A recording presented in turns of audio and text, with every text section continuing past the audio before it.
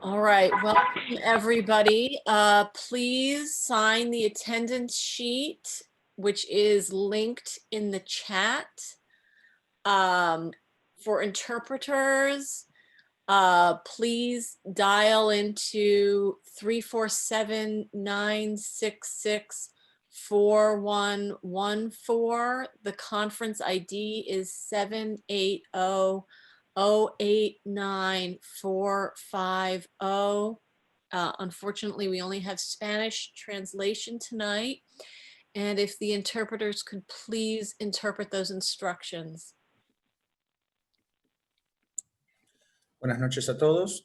Para la interpretación en español, por favor llamen al número 347-966-4114 y luego pongan el código de la llamada, que es 780-089-450 numeral. Recuerden de poner su teléfono en modo silencio después de entrar a la línea. Muchas gracias.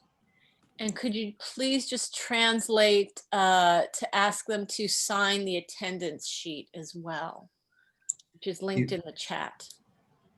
Y ahí en el chat, cuando abran el chat, van a ver que hay un formulario para hacer clic. Ahí escriban su nombre para escribir que están presentes el día de hoy. Thank you so much. I'm going to conduct the roll call now. Councilmember Camille Cazzaretti. Present. Antonia Ferraro, yes, I'm here. Tia Shellsteed.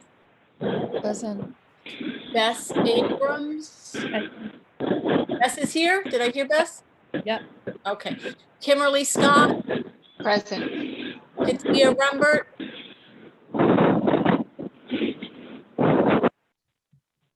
Katia, I couldn't hear you. I think you're here. I don't see her anymore. You don't see her anymore? No. Okay. Claudia Lechuga. Here. Mark Bizzard. Here. Ivan Banda. Here. I'm on the phone. I'm here. This is Ivan. Great. Crystal Kaysen. No Crystal Kaysen. And we're not sure about Katia. She kept losing the call before. She's been in and out 3 times. So I'm going to say Right. she's So trying to she's get on. probably gonna join us. All right.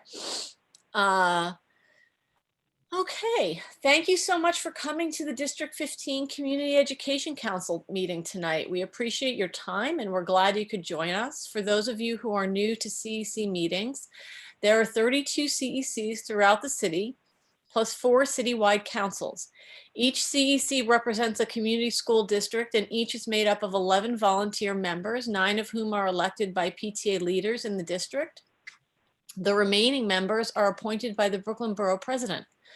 CEC 15 is a state mandated public body responsible for ensuring that public school parents and the public have input in educational decisions that are made at the school district level. Our council reviews education policies and advocates for high quality education that benefit all of our District 15 public elementary and middle school students.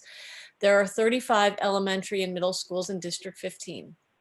CEC members serve in an advisory role on education matters to the district superintendent, the chancellor of the Department of Education, and elected officials. We approve district school zoning lines submitted by the Department of Education. We evaluate our district superintendent. We review the district's educational programs, and we support school leadership teams. We also submit recommendations for the School Construction Authority's annual capital plan. In conjunction with the DOE, we hold joint public hearings on proposals affecting schools in our district. Currently, we are working with the DOE to collaboratively and effectively rezone 7 schools in subzone 3. We actively seek input and feedback from the public and encourage you to visit our website, cecd15.org, take a look at our Facebook page, and write to us about any issues you may want to address or learn about. All of our names and contact info are available on our website. Is Katia here now? She is. I am. Okay, great. She's here. So good evening, everyone. I'll be telling you the teleconference protocol. Due to COVID-19 health crisis, CEC 15 will be practicing social distancing. We will be conducting meetings through teleconferencing until further notice. Tonight's calendar meeting will include a public comment period so that we may allow for additional feedback from our school communities. The general rules of engagement. For your own privacy, we ask that you turn off your camera and please use audio only. Please also sign into the Google Doc link in the chat. When you comment, please respect the privacy of others and please do not include the names of children or staff. The public comment period is meant for comments, but as it is customary, CEC 15 wants to hear your comments and concerns and help you get them addressed as needed. When answers cannot be given in session, we will provide them in our weekly e-blast or in an upcoming meeting. Please sign up for CEC 15 emails at cec15@schools.nyc.gov. Public comment. If you would like to comment, please identify yourself by using the raise hand feature. Please include your question and contact information in the chat. If you are calling in, press *9 to comment. We will call on you by the last 4 digits of your phone number. Speakers will be called on one at a time and will be allowed 1 minute for each comment. Speakers will be given prioritized from the sign-in in the chat by emailing cec15@schools.nyc.gov prior to the meeting. We will hear as many comments and many speakers as time allows. If you prefer not to speak, but would still like to submit a question or comment, it is possible that not every question will be given time. So the best way to get your questions answered is always to write to the CEC. And please remember to sign into the attendance sheet in the chat. I hand the floor to Camille.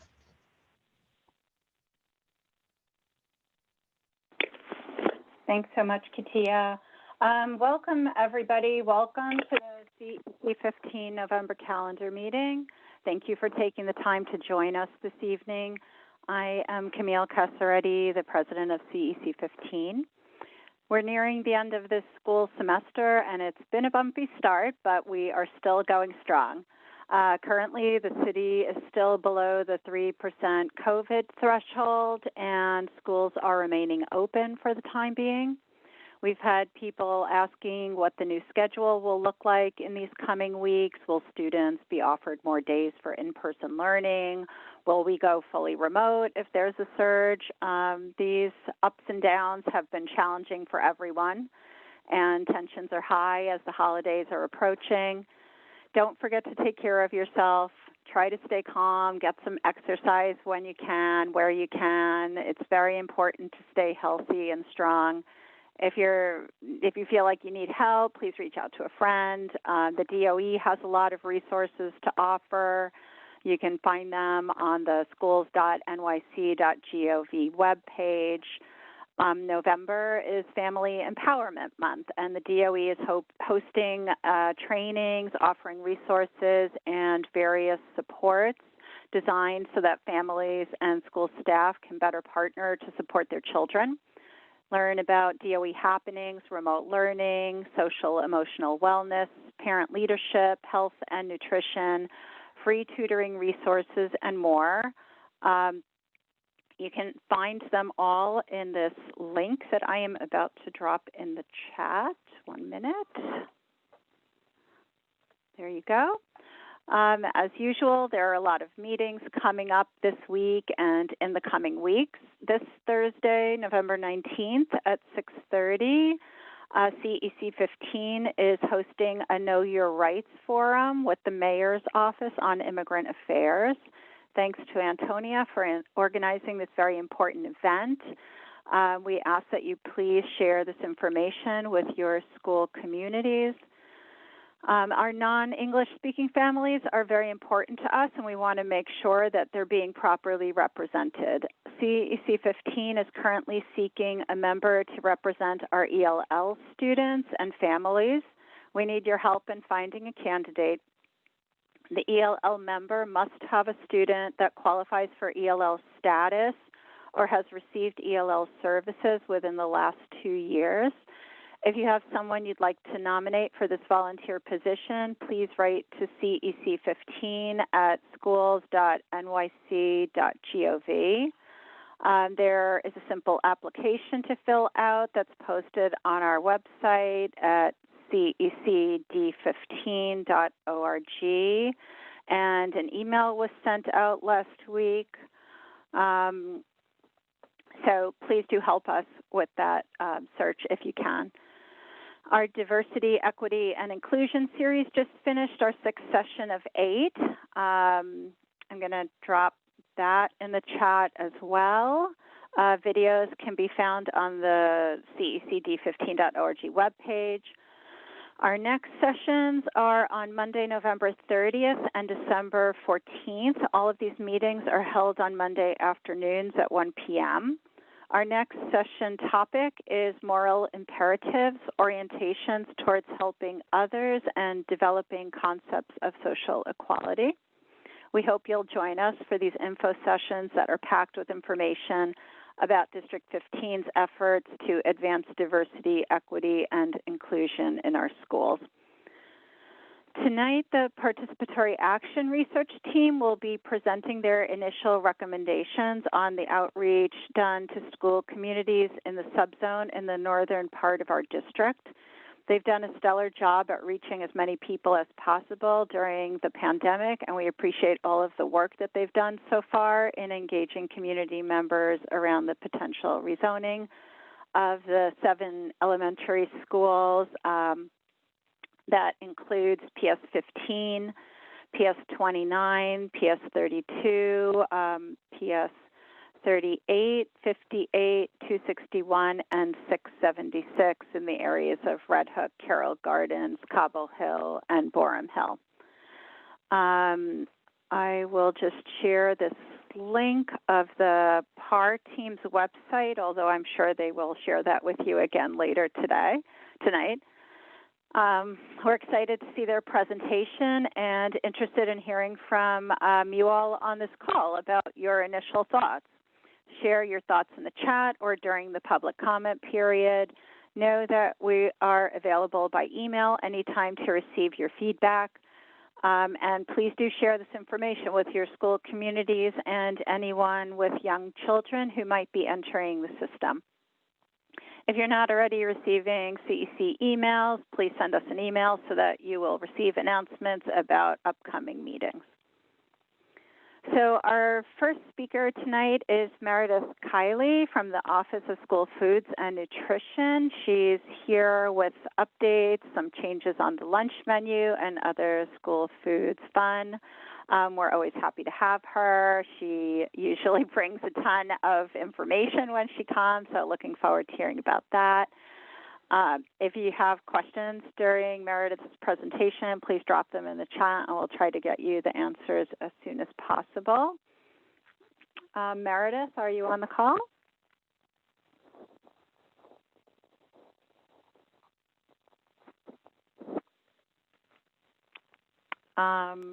I don't see her on the list. Oh, maybe she dropped off. Okay. I will try to. Now? Can you hear me? Meredith?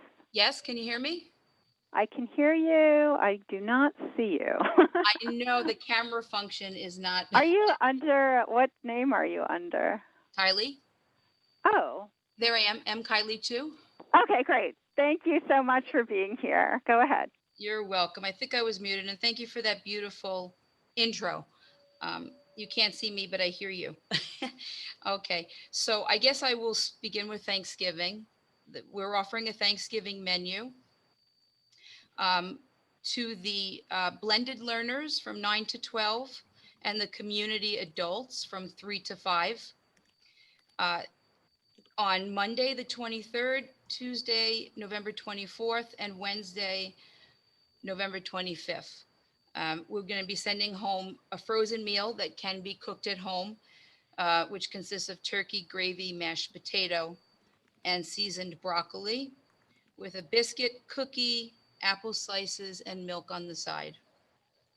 So we've begun posting our menu and advertising at these sites starting now. It unfortunately will not be available to the blended learners, the in-person learners. They're going to continue with the grab and go cold service. So another new development due to building interest is the hot meal option. And school food service managers have already started having conversations with principals at different sites for who, would like to opt into this menu. Now that the weather is getting cooler and the children have menu fatigue, we just thought it would be a nice offering where it can work. It might not work everywhere just because I know it's a working lunch and their instructional day is just 5.5 hours long and they eat during lunch, but where it can work, and we heard back from a few principals already, Principal Watson, also the principal at 242. They, over the weekend, decided that it was a go, and we're so glad because we share their enthusiasm. So that's really the 411 on OF&S. If you have any questions, I'd be happy to try to answer them for you. Thank you so much, Meredith. There are some questions in the chat. Laura from Brad Lander's office is asking, could you please repeat the times for the Thanksgiving meal distribution? Yes. So the Thanksgiving meals are going home with the students. So the visiting students, those remote learners that go to the schools from 9 to 12, the Thanksgiving menu is available to them, and also the community adults from 3 to 5. The Thanksgiving menu will be offered to them as well. So it's our 9 to 12 service and our 3 to 5 takeout and cook at home service. Okay, great. And then Lydia, I'm just taking over for Katia because I think she dropped off the call again. Sorry. She's So- on. I think it may be easier for you just right now to. Yeah, I don't keep know if going Katie's for here. now. Okay. So Lydia is asking, share a link where families can look up meal locations.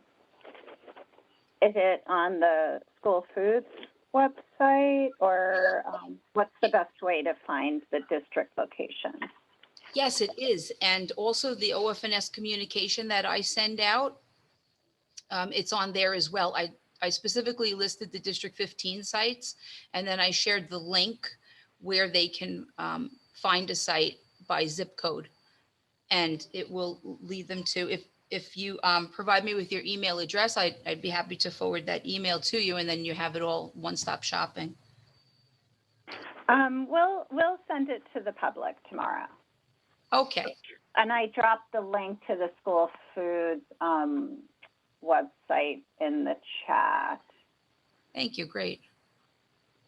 Did any council members have questions? Beth, I know you had some concerns.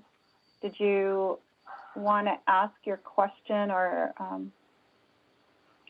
Oh, Katia is saying that she's on the call and not sure why we're not able to hear her. Are you able to hear me? No. Oh, yeah. Oh, well, yes, I am here. I was speaking up, but I don't know why. Okay, but I am here, and we're doing comments and questions now, Camille? Well, we were just trying to get to a few questions to Meredith because we had a little bit more time. But I think, Beth? Yeah. I'm here. Sorry, did you want to? Yeah. I just wanted to ask a little bit about how we're tracking, or how the DOE, if the DOE is tracking food insecurity. You know, we know that there's so many families are on long lines at various different places to get foods. And I wanted to know if we could have, if you're coordinating with other social service organizations, or what kind of data you have at all about food insecurity. Because I'm concerned about, really reaching the families, whether they're in the DOE or not, that most need the food. Sure, great question. We take our directives from the mayor's office, and the mayor has expressed a need. We've been going strong for the past 7 months since COVID hit in March. Our sites were only open or solely open to the community from 7:30 to 1:30. And that service has not stopped. We were feeding about 500,000 per day. Once school came back in session for the September opening, the number dropped to about 200,000 because our service changed. Our service went from many more sites from 7:30 to 1:30 to specifically community adult feeders from 3 to 5. There are only 5 in District 15 and a total of just over 215 throughout the city. And that's that finder that was dropped in the link where you can find a location from 3 to 5. So we are addressing, the fight against hunger at the community adult sites from 3 to 5. And on holidays when schools closed, we do open to service that sector. So we'll be open the Friday after Thanksgiving.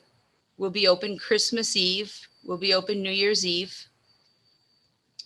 And like we were for Veterans Day and Columbus Day and the holidays before. So we are open. We keep the 3 to 5 service going. I hope that answered your question. That's the extent. We don't have food trucks or mobile vans. Yeah, I was thinking about mobile to go to the communities in need. That was something. Is that if that was ever to be an option, is that you go through the mayor's office for that? I believe so. I know during the pandemic there were some kosher trucks in Midwood. We didn't have any in this district, but they were out there in certain sections of Brooklyn. But yeah, it is through the mayor's office. Okay. It'd be great if there is like a place to drop, I don't know if you can drop a chat of who to contact in the mayor's office. Because also I'm just wondering about how we keep the numbers. Like how is that going? Is it just by the amount of meals picked up or what? It's the deduction method. We know how many meals were available at the door and then what's left over after service. And what's been the findings with leftovers? Well, with leftovers, we have a rotation selection that we offer. So there really aren't leftovers. They could be recycled the next day if it's the grab and go, the hummus grab and go, peanut butter jelly, cheese, yogurt. We have a cream cheese, bagel and cream cheese grab and go. And then we offer our main dish, either a wrap or a salad bowl. We still do meatless Mondays. We're honoring that this year. But yeah, it's simply that. I mean, it's a clicker count of the meals that are. I mean, basically, what I'm asking is like, do you feel like there's waste? And if so, can we make sure those meals get placed? Whether we bring the rest, whatever's left over to a homeless shelter or whatever, but is that kind of followed up on? I just, curious about the food waste process. Right. There's not really waste. I mean, the products are used within their expiration date. And then we know Sunset Park, for example, of the 5 community feeders in our district, Sunset Park High School is the largest number. We feed just over 200 there. So the staff prepares for 200. That's how many meals that they're making at Sunset Park. Cobble Hill High School serves 100. So they're preparing 100. And, the date does go pretty far on the yogurt and the hummus and the cheese. Okay. Well, thanks for that update. I think, there's a lot of stigma around food insecurity and all this stuff. And we want to make sure that there's no sense that people feel, sorry, there's a beeping in my house. The fire alarm's going off upstairs. That there's some kind of stigma around picking up food that you need and that we certainly obviously don't have waste. Right. Yeah. I just, we want to be supportive. That's all. We want to be supportive of getting the food out there. We have the food. We need to get it to the people. So, Right, you right. know, any way that the CEC or even community members can help with that distribution, please let us know. Thank you. Will do. Thanks so much, Meredith. We really appreciate your time, and thank you for always being there to come whenever we ask. Take care of yourself, and we'll look forward to speaking to you again soon. And thank you so much again for coming. Next up on our agenda is the District 15 report with Superintendent Scott. Anita, take it away. Thank you. And thank you, Zaida, for putting up my slideshow. I'm very excited. I will be very brief. I know we have a very long agenda tonight, and I took that into consideration. And I will also try not to be redundant because I am answering some of the questions that Camille was gracious enough to give me in advance, so I could be brief. So first and foremost, thank you for having me tonight. We had our principals meeting today, so I come to you fresh from that, and I'm sharing the same information that I shared there. Next slide, please. So we have 2 schools that have been greatly impacted by COVID over the last week or so. And that is PS 94 in Sunset Park is now closed until November 30th due to quarantines. Because we have had people who have been affected positively, we have also had people who have come in contact with them. And quarantines are affecting our schools. So PS 94 is quarantined and PS 29 is quarantined. And PS 29 is quarantined for 48 hours and they are expected to reopen tomorrow. But 94 will be reopening after Thanksgiving due to the number of people who are being quarantined. I have tried to give you a smorgasbord of information, so please bear with me. Parent-teacher conferences are all virtual, and there has been a very conscious effort this year to provide time for more parents to access the meetings. I spoke to a principal today, and he spoke to me at length about how they have used a very, very tight system that allows parents to pick certain classes to visit for a shorter period of time to make sure that they're open to all the families who don't get the opportunity to sign up very quickly, much the way tours were done previously. So this gives more people an opportunity. Parents who cannot sign up for the time frames have the opportunity to sign up for teacher time during the week for conferences then. So nobody doesn't have the opportunity to meet with their teacher. They're available to them. Special education requirements are being reviewed in line with new state guidance. Not many changes are expected, and schools are working to ensure that all student needs are met. Schools have worked to guarantee that all related services are provided remotely or in person based on parent choice, including guidance counseling. Next slide, please. Okay, I've gotten a lot of emails about this, so I want to take a few minutes with this. We are in the process.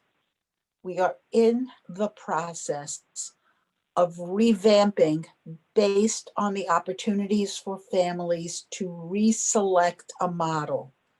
As you know, it closed on Sunday.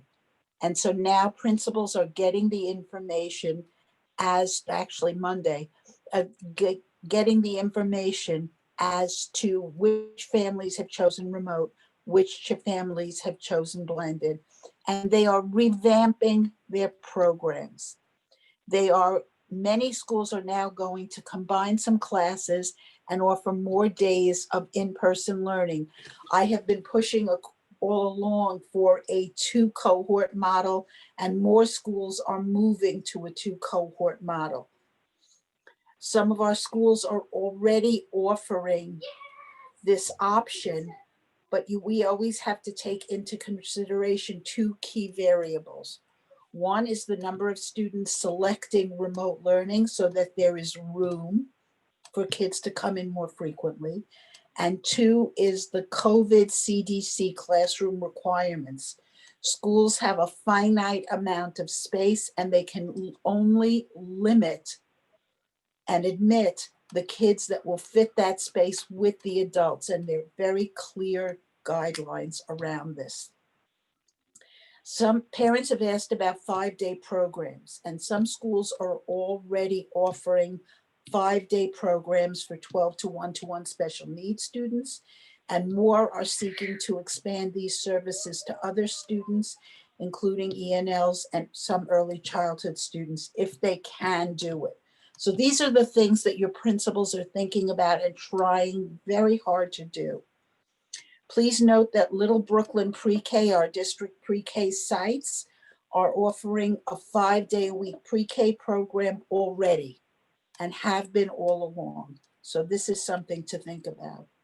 And while there are some challenges, and I know this is far from perfect, and there have been significant rediscussions about what should and shouldn't be offered at the highest levels, we are still working to ensure that remote and remote blended days offer children challenging project-based learning. And working with our schools to expand this. This is something very near and dear to my heart, and to get kids engaged in something that is innovating and exciting and really makes them love learning. And I think that this is something that is beginning to happen. And I've gone to a few schools and spoken to faculty already. So hopefully we will see more of that. Next, please. Okay. So Bess, this is an answer to your question about food insecurity. I don't have numbers. What I do have is anecdotal evidence based on interaction with CBOs. So where we do see food insecurity is Sunset Park, and they have been working with the Center for Family Life.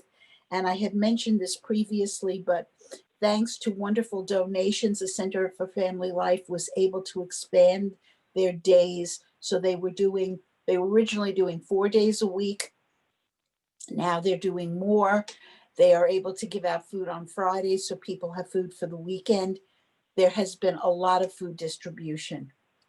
The Red Hook Redemption Church and the Red Hook Initiative, also an area of food insecurity, have given out tons and tons of food and have worked very hard to do this and bring it to the community. So kudos to them.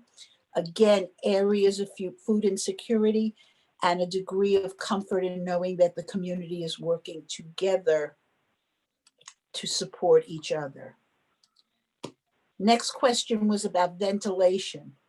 We heard kids are so cold with windows open, they don't want to go to school. I have to be brutally honest and tell you I have not gotten one complaint about cold classrooms, but it hasn't been that cold yet. However, the facilities guidelines for custodial engineers came out today. I put them in here for you to see. They are adjusting their heating operations so that they maintain the space temperatures. They are scheduling earlier preheating start times. In other words, they heat the building before the kids come in, and they're starting earlier so the building will be warm when the kids come in. And it has to do whether one has one boiler plants or temporary boilers. They set point temperatures higher in the systems, and they are staging multiple boilers so that they're keeping up with the heating demand. Now, I'm not an engineer and I can't tell you too much about what that means, but it sounds very logical to me. And I would be happy to have Joe Lazarus come back and talk to you about your concerns with this. But I have to again reiterate, I have not gotten one complaint about cold classrooms. And in fact, students have been doing outdoor learning up until this week, and including this week, except for rain and inclement weather. Next one, please. Okay. So one of the questions that I received was, can we propose and implement a smarter closure policy? Please understand that the closure policy comes from the mayor's office. It is not something that the superintendents have any input in, nor do the principals. Families have written to the mayor's office, to the chancellor's office, and I will be happy to share your concern with the chancellor's office. This is a question that has come up by my principals as well as by the CEC. What specific efforts the DOE and city are taking to install appropriate internet to and around schools and shelters? So I reached out specifically to the Office of Students in Temporary Housing, and this is what they told me. To my understanding, they are activating Wi-Fi access in shelters, but it is a slow process. It will not be completed this year. 27 shelters are piloting this. Please know, however, CEC, that the principals have raised this. We have raised this to our electeds as well so that they can raise it to the mayor's office.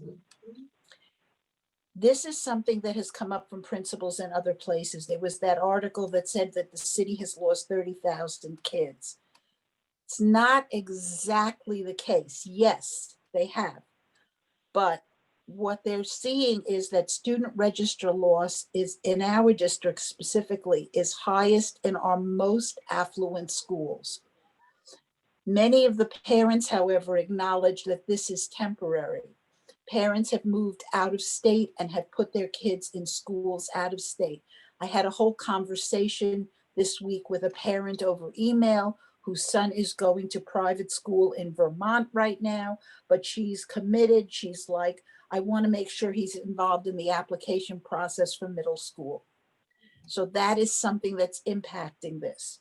In terms of funding, the Department of Education is cognizant of this, and we are again raising this as a real concern going forward so that we don't want our schools to be penalized because of the lower counts, the projections, and we're working to make sure that that doesn't happen as yet. Okay, I am really excited about the middle school process because I think that this is going to change the world. We are going to enable our families to tour as many schools as they wish at their convenience. Each school will be developing a brief video tour. They will be having one virtual meeting where they will show the tour, but they will be posting the tours on their website. We will be posting all the tours on our website. We will share them with the CEC, so there will be links all over the place. Every school will get, every elementary will get a complete set of links so that they can share them with their community, and parents can go in and look at as many schools as they wish from the comfort of their home. They don't have to sign up for a tour. What we're working with Central on is having subtitles in various languages. And they're in the process of telling us how to do this. So we're very excited. So we don't think that this is a deficit. This is a way to enhance inclusivity in admissions. We are definitely not losing the impetus of our diversity plan. And we have families that are very excited about this. And in terms of the metal detector conversation at Collegiate, I have to defer to the high school team on that because I'm not involved in it. So that's those questions. Next one, please. Now, are there any questions or comments? Thank you, Anita. Katia,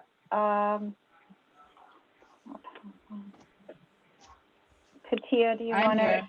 Okay, great. Okay, we did have a question from earlier. I'm trying to locate it now.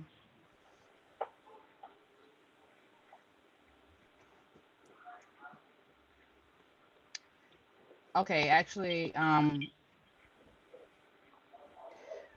Were you if looking? schools? No, I have, we did have one question. What if schools hasn't sent out notifications about the PTC yet? It depends on what day they're having it. Parent-teacher conference. Yes.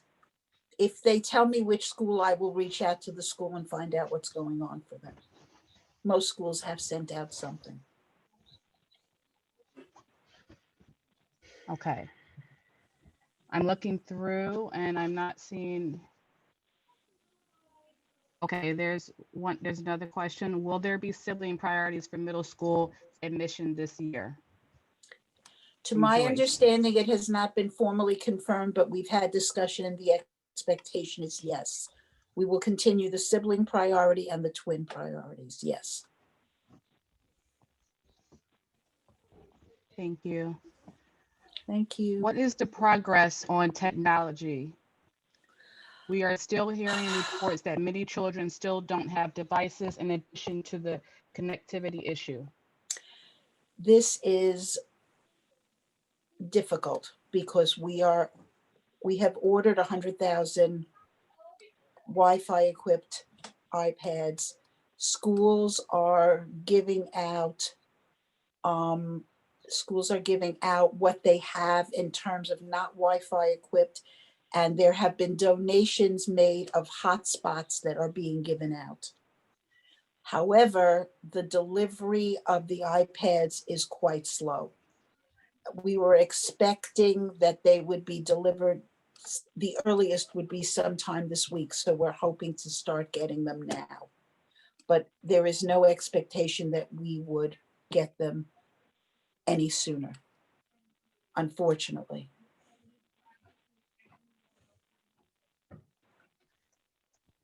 Okay, thank you. So very Okay, quickly, we don't know when the middle school applications are going out. We don't know when all of the application processes will begin. Okay, PS 24 is saying they have not been provided any parent-teacher conference information. I will reach out to them tomorrow, no problem. Okay, thank you. You're Are there welcome. any updates with regard to zoning or rezoning for District 15? That is coming up, but did you want to add something, Anita, to that? I'm gonna wait to introduce the PAR team, and I'm happy to say that they will provide lots of updates. And if I may take 2 seconds, I want to thank Meredith and the city in general for the food piece, because I think what they're doing is extraordinary. And I am very respectful of the fact that they are considering Thanksgiving and the holidays and making sure that they are available to people for those times when it's easy to say and forget that there are people in such need. So thank you, Meredith, and thank you to all of the food team people. Okay, thank you. Can Thank we you. use any of the grant money to move the shelter internet access along? So the grant money has nothing to do with the shelter internet. The grant money is specifically an integration grant. And it is very specifically earmarked for certain things. It does not allow us to buy technology or to deal with the shelters in terms of giving them funding to create Wi-Fi.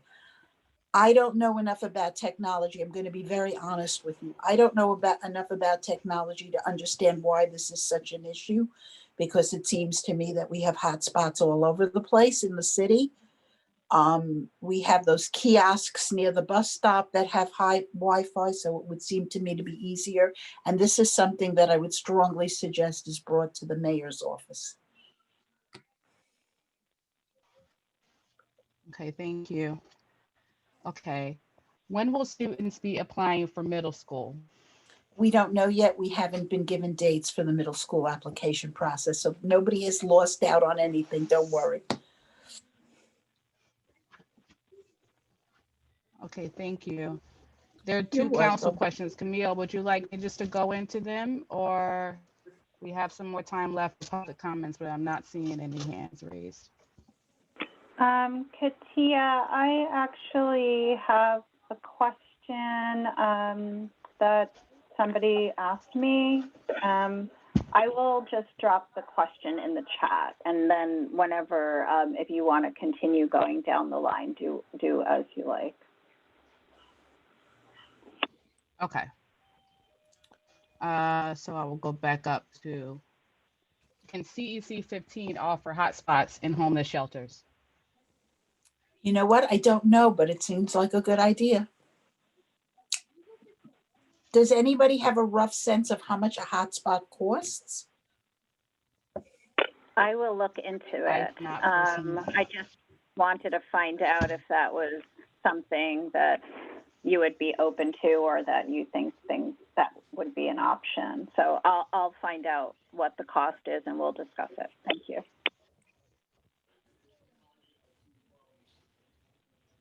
Okay. So related to technology being distributed, will schools with large requests pending be prioritized? The schools that are the schools that are being prioritized are schools with the greatest need in terms of having students who are English language learners, students who are special needs, students in temporary housing. Those are the students who are being prioritized. We have prioritized a number of schools in Sunset Park and Kensington.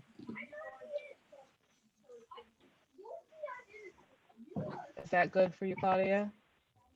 I meant to ask. Yeah, no, just some indication. I think we've all been waiting so anxiously, and you've been really good to give updates, and it's obviously out of control, but ideally they start going out this week and they're prioritized to the schools that have really been waiting the longest.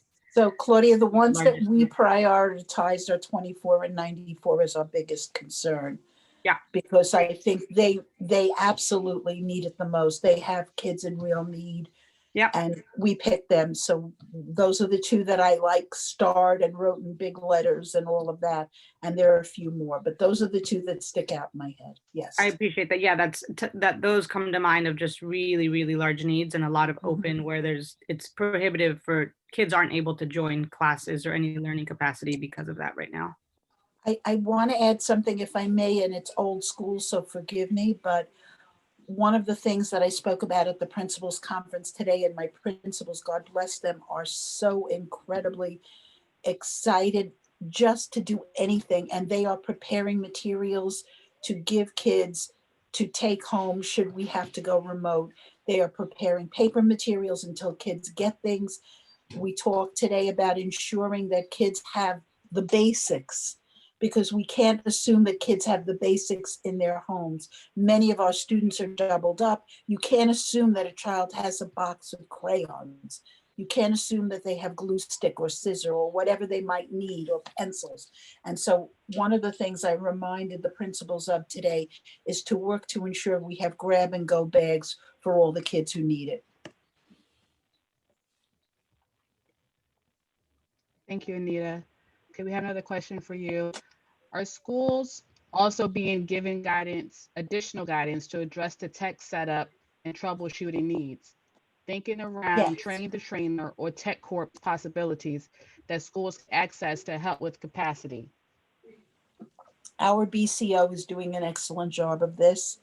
They have what they call, I cannot give you the acronym, it's called a SPOC, which for a Star Trek fan is singularly appropriate.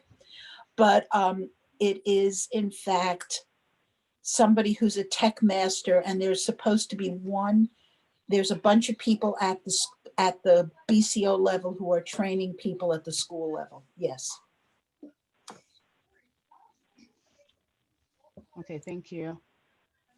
We have a question. Could you please confirm that PS 29 will reopen tomorrow? To my understanding, we were waiting, they will open tomorrow. I am waiting for confirmation from the principal. That's why I keep checking my phone. Okay. We have a question from Vanessa. How will the city test affect children whom don't even have devices to learn, like in shelters? I'm sorry, could you repeat that? I got the devices, but I don't understand the previous part of the question. Sure. How will the city test affect children whom don't even have devices to learn, like the ones that are in shelters? So There is no city test at this Or point. Vanessa, if you would like. Okay. Vanessa, please ask the question. So you do honey. understand the question? Is it about the state exams? Is that what you're asking? Exactly, yes. Okay, so as of about a week ago, the state announced they're not doing Regents exams in January. It is my expectation, they have not announced it as yet, but it is my expectation that they are not going to have the state exams this year either. Because if they've already said no January exams, I'm sure that's the next step on the road. So please do not worry about this. What I want to see is that kids are getting what they need to learn and to get to where they need to be in terms of reading, in terms of math, and all the content areas. And what I will tell you is all of the schools were required to complete a survey, and it has to be approved by the superintendent's office about the curriculum that they are providing to every school in terms of remote curriculum, so that there is work that kids can do asynchronously. There are lessons they can learn for the families that don't have the technology yet. And it is my expectation that they will, but it is slow. And I agree with you, it is hard to wait for. Those kids are still going to get materials. It's paper and pencil materials, it's reading books, it's supplies. They are going to continue to learn. And for some of our kids, to be honest, they're happier with the paper. And for some of our kids, they live for the screens. And so it is a mixed bag for every kid, and it is what they're comfortable with. But we are going to ensure that every kid is working and doing things throughout the district. Thank you. That is the end of the comment period for public comments, but there was one clarification that I'd like to just mention that came in while you were talking, Anita. For SPOC, the single point of contact. That's what it means. Thank you so All much. right. So, thank you. Wait, I'm Yeah. sorry, Tia, there was one more that I think hadn't been brought up by Alexa. I just messaged you that. She asked if there were if schools receiving tech were being given additional support to address setup and troubleshooting needs. That's what the SPOC. No, I did ask that one. Yeah. Sorry about that. It's all right. Camille? Yeah, there was that question I had dropped in the chat also about the COVID testing that somebody was asking.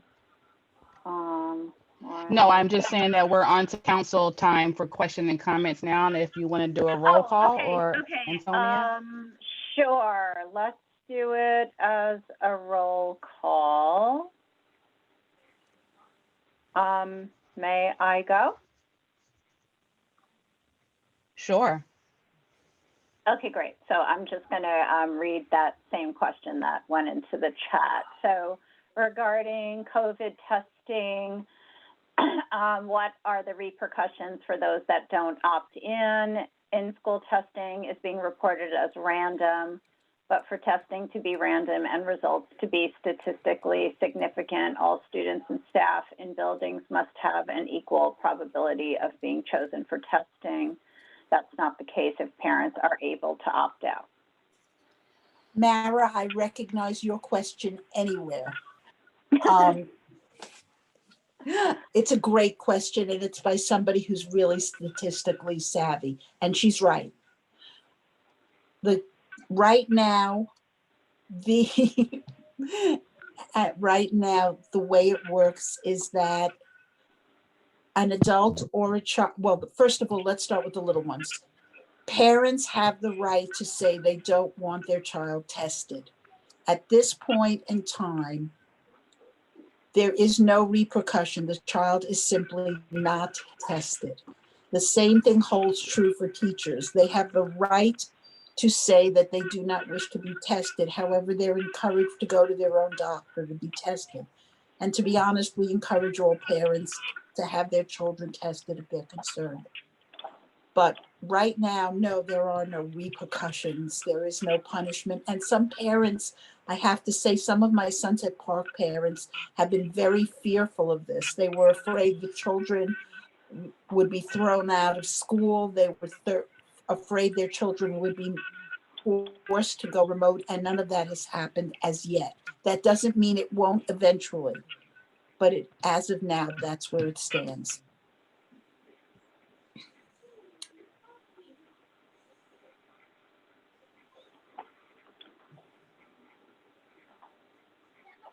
Antonia? Oh, thank you. Hi, Anita. I have a quick comment and a question. I will lead with the comment. I'm going to give you the first complaint about cold classrooms. I've heard it, sorry, I've heard it from my own child's teacher. I think it depends on whether you're on the sunny side of the building or the or the cloudy side of the building. But they were complaining at 261 a little bit about the cold classrooms.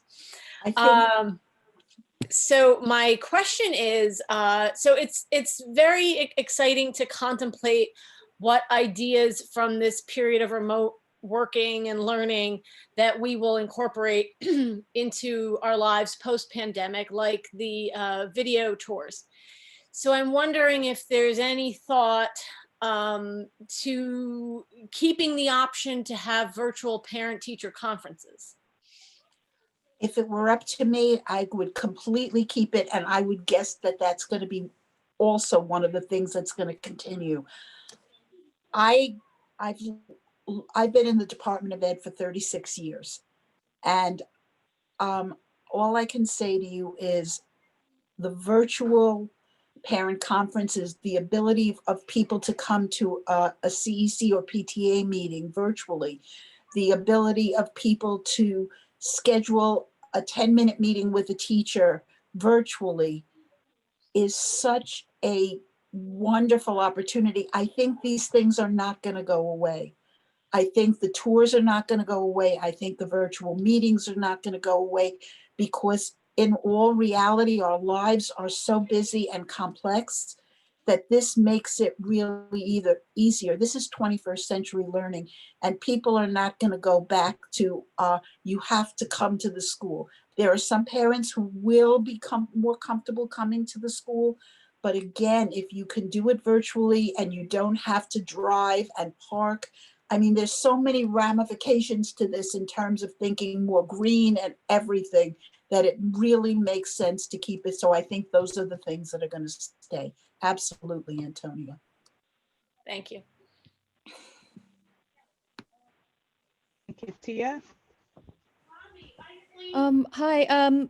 So since we're on the topic of the video tours, I had brought it up before, and since you are saying that these that this is probably going to remain, I would like to reiterate that I think that there needs to be some way to make sure that the quality of the videos is consistent for all of the middle schools, because, you know, we don't want to get into a situation where schools are competing with marketing, and schools with more resources can market themselves better, whether it's that they have, you know, advertising executives as parents in their school, or I mean, you know, I don't think that the competitive model is, you know, very good, you know, in general.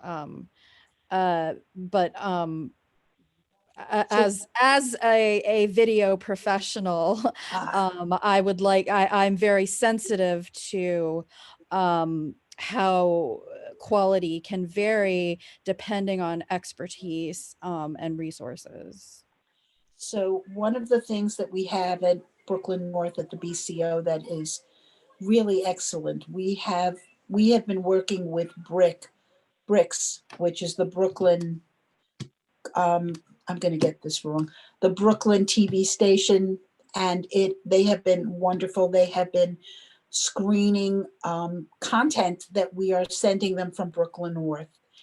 And we have people who are trained, who are being trained by BRICS from Brooklyn North, who can support this effort. So if our schools need support, we have people we can go to get them free support.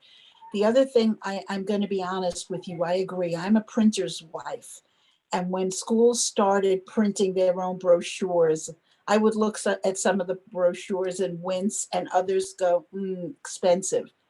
And the thing with videos is, if you have somebody who's supporting you, it doesn't have to be expensive, but it could be beautiful, and it can capture the things. And there are certain things that I want videos to do, and we've already talked to the principals about that.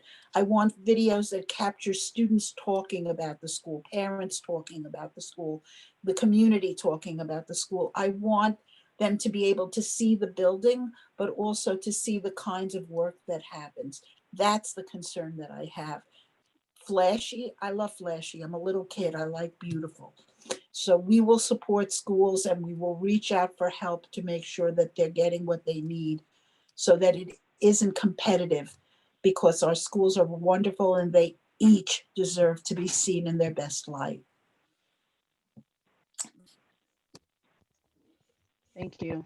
Bess, do you have a question? Bess? Okay, maybe she stepped away. Kimberly? I don't have a question, but I do Cameron? have a comment to echo Antonia.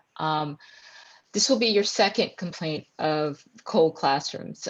My daughter has been complaining of that for a month, at least a month now. So I'm surprised that you haven't already heard about it.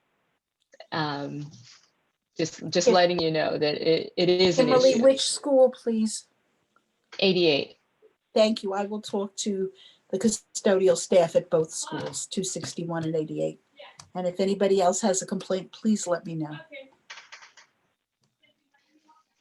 On for questions. Thank you. I'd like to know, this is Katia, when we're expecting the tours to be in multiple languages.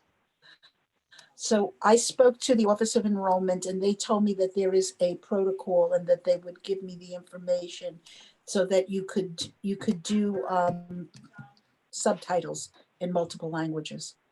And they're going to get me the information. They're going to hook me up. All right, so the hookup. Thank you. Claudia, do you have a question? I did. Thank you, Katia. Superintendent, you mentioned something about the special education services, and that I think you said all of the families have been, there's been an attempt to access all of them. I'm just wondering if there's any stats, at least in our district, of services being provided. There is, and I will be glad to get them for you. I don't have them off the top of my head. I'm sorry, but I will bring them to our next meeting so that you have them, if not sooner. That'd be great. And just in particular too, just families that are not receiving any services, or how they're receiving services that are in their IEPs or their educational plans. Just from a few families in our neighborhood that I've spoken with, of them not having or having an IEP for specific services, but there not being enough providers that are servicing their school, whether it's online or in person. So they're actually not receiving services. So just This an is an idea of like issue, if yeah. that's being impacted by shortages and how that's being addressed, but really just looking at the numbers of how many families are sort of not receiving their intended services at the moment. So what happens in the Department of Ed is there are DOE, what are called related service providers, and I think that's what you're alluding to. And they provide things like OT, PT, speech. These are people who are working for the Department of Ed. They come in, they do adaptive phys ed, things like that. Oftentimes, if there are a lot of kids, there are not enough providers, and we work through agencies. And we apply to agencies who then hire out to the schools. So there is, without question, there will always be not enough to go around, but we do use agencies to add to the count, so they support them. So yes, they're supposed to get their services, and that's something that's in the process. It's a little more complex between the balance of in-person services and remote services in terms of what agencies provide, but I will get you the information. Great. Thank you. Mark, would you have a question?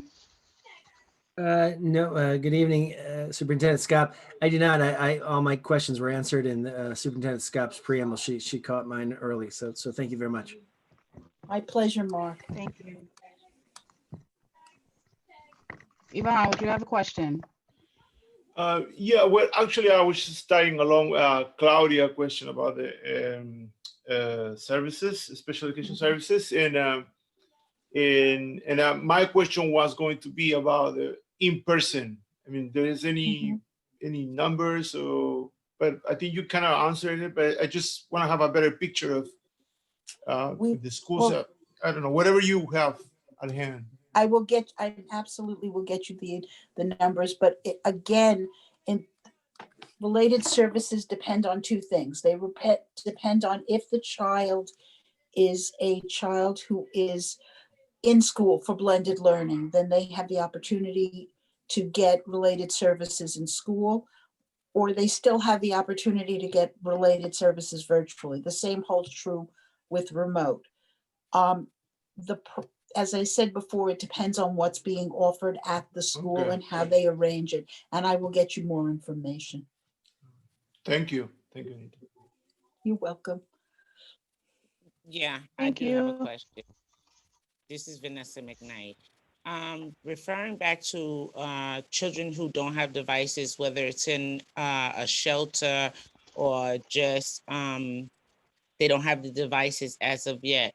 We spoke about the PTC, and Anita stated that we don't see ourselves going back the other way no time soon, that it's being done remotely. What is anyone doing about reaching these parents and them being involved in the PTC? My second question is, are there any services, since these children don't have devices, kudos to all the teachers doing their best to help these children. In the meantime, what else besides what the teachers are doing without the devices, or is anybody going by the shelters or to these homes to find out exactly, what's going on? Because how long, we can keep saying that it's going to take a long time, it's taking a while, it's taking a long time, but at the same time, the kids can't possibly be as competitive if they're basically learning on their own with the work dropped off and the parent trying to do it, whom are not teachers. I just want to know, do we have something in place for these children, whether it be a shelter or wherever they live at? What services, outside services, are being offered to them in addition to what the teachers have already done their part, making sure that they get the materials? The parents aren't equipped to really teach the children that way. So do we have a safety net for those children? Thank you, Vanessa, for that question, because it's actually a great question. I've spent a lot of time, especially this week, talking about students in temporary housing, because we have the 2 new shelters on 4th Avenue that just opened up, and one that opened in the summer and one that will probably open, the second one will probably open shortly. And so we are almost on a daily basis getting influxes of children who are coming to, for the most part, PS 124. And they are, to a child, signing up for blended learning, meaning if the school is open, they're coming to school for the number of days that they can, which is absolutely preferable if they can do it. And if we don't close, that's fine. There is also a liaison from the school to the shelter, a community worker who reaches out to the shelter. But the shelter itself is supposed to have a social worker who helps the families at the shelter. That is not through the Board of Ed, that is through the WIN program.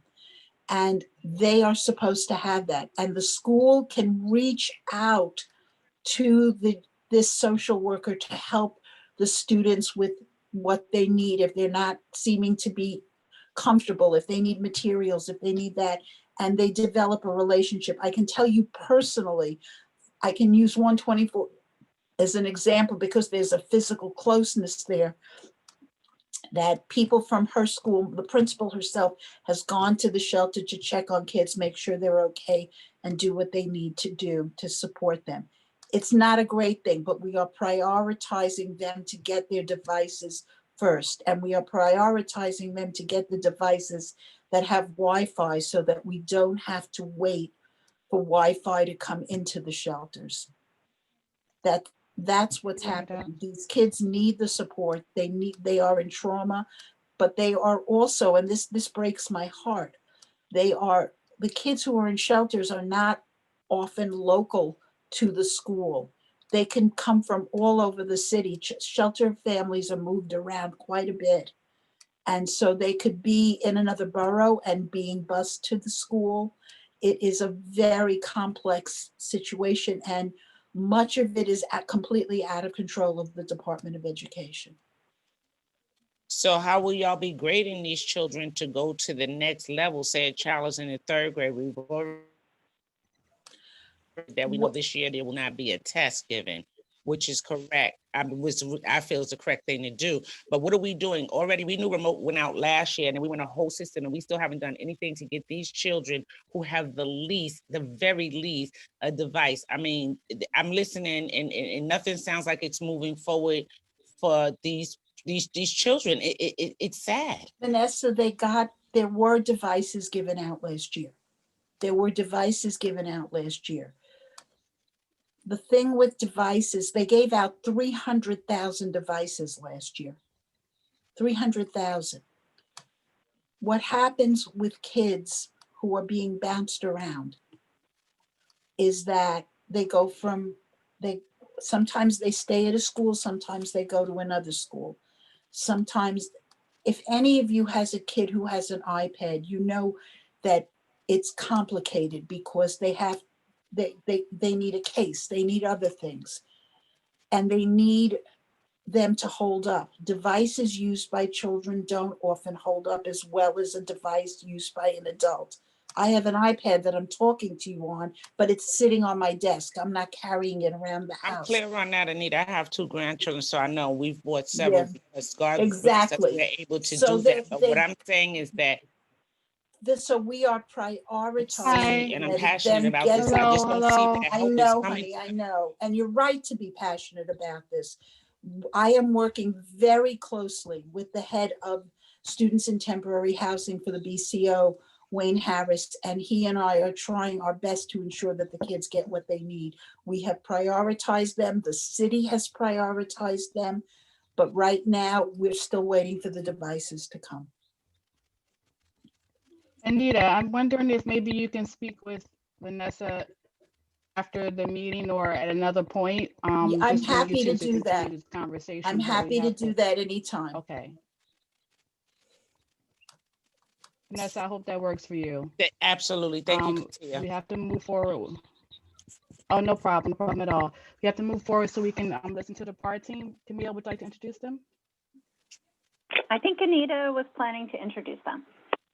So it is my great pleasure to introduce the PAR team, of which Vanessa is one of them, and Maddie. And I don't know who else is here, so I'm going to let Maddie and Vanessa introduce the actual members, but I need to say something about them. Oh, I see Nancy, so I know she's here.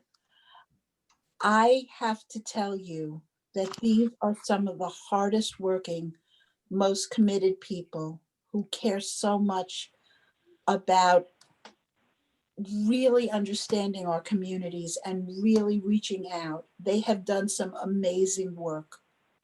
They have gone into the communities and they have really enfranchised people to believe that they are powerful and that their voice should and is necessary to be heard.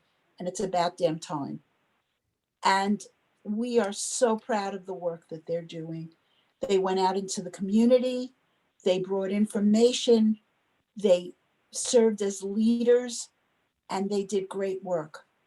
They were a very mixed bag. They were parents from different schools. It was not just one group of parents. It reflected everybody, and we are very proud of their work. I am particularly proud of this because we're the first people to do this. So I always like a little kudo for District 15. But this is a change. This is a remarkable change. What has happened here is that we literally heard the communities say they needed more information, and we found a way that empowers the community to share information with each other. and to hear what their thoughts are. And that's what you're going to hear tonight. It is completely from them. We had no input in it. We talked frequently in terms of gleaning information, and COVID did not stop them. It slowed it down a little, but it did not stop them. And it is with great pleasure that I thank them profusely, because you are absolutely people who are groundbreaking in terms of what rezoning looks like in New York City. And so with that, I'm going to turn it over to Maddie, who is going to do the presentation.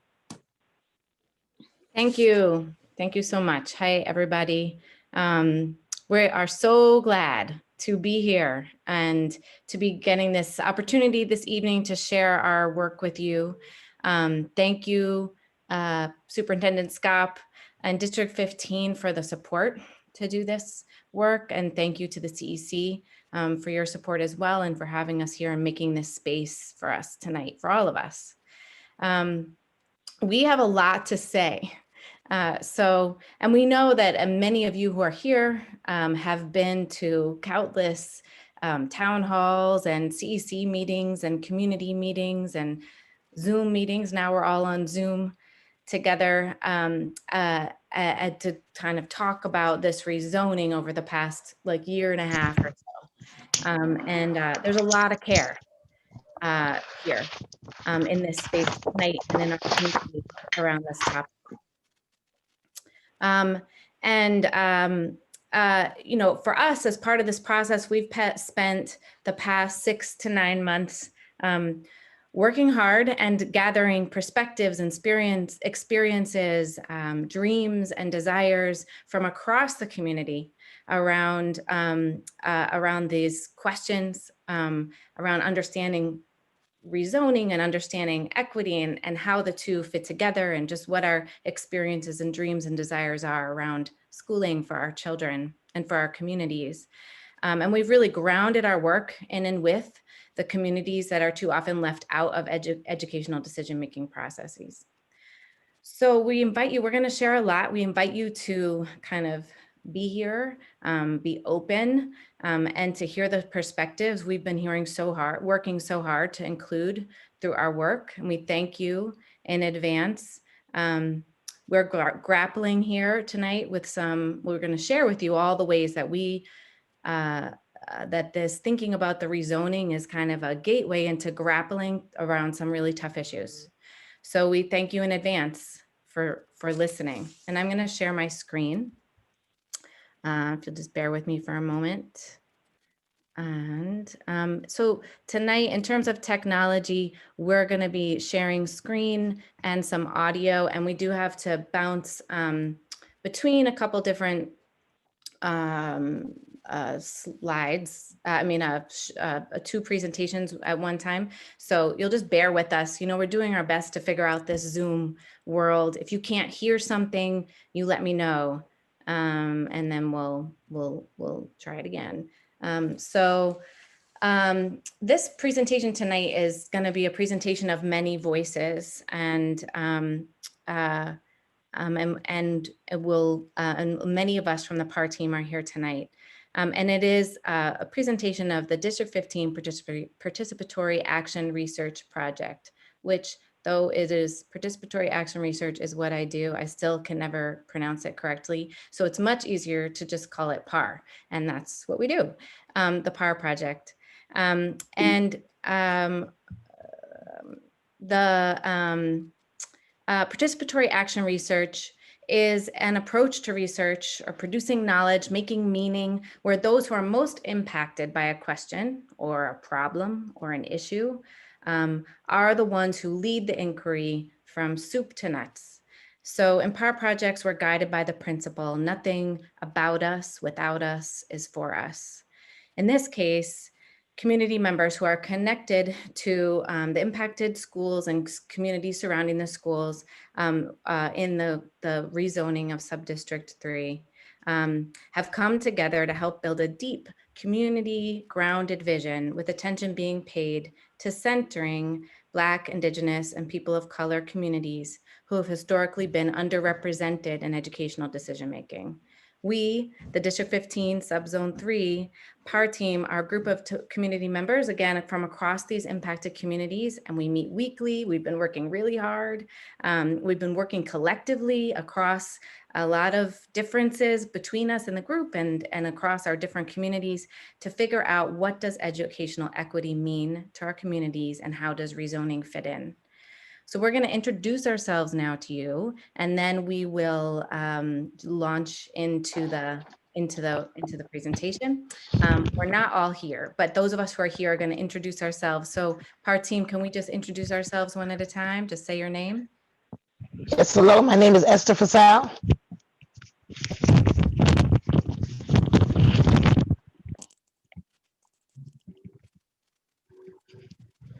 Ashley, you here? Sure. Hi, Ashley Hamarth. My kids are at PS 2621. Marcy? I think we're just going down we'll just go Carolyn. Carolyn Lochran. My kids are at 58. Vanessa McKnight. I have 2 grandchildren at PS 15. Nancy Randall. I have 2 children at 58. Marcy Roth. I have 2 kids at 58. Natasha Rossi, and I'm a PS 38 parent. Some of our team members aren't here tonight because they're working, so we've made sure that they're included via audio recordings. They are Crystal Vega and Jeanette Torres, who are both PS 676 parents. And Crystal really wants to be here, though she is working, so she may pop in and just want to say hello and introduce herself, and we'll let her do that whenever she is able to come in.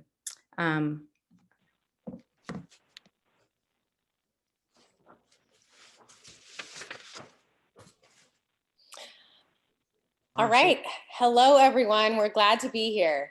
We begin this evening with some conceptual framing. You'll be hearing from Matt Gonzalez from NYU Metro Center, who's prepared a short presentation to frame how we're thinking about the key terms of the work, which includes segregation, desegregation, integration, and equity. Then we'll begin our presentation with an introduction to the subzone and the set of circumstances that led to this project. We'll share the results of our work, which will begin with 2 neighborhood stories. And then we'll talk about the methods and how we went about doing our work. And we'll share what we've heard from the community and our initial recommendations. And I'll hand it over to Matt, or the pre-recorded Matt. Okay, I'm gonna stop share and go to Matt and come right back. So bear with me.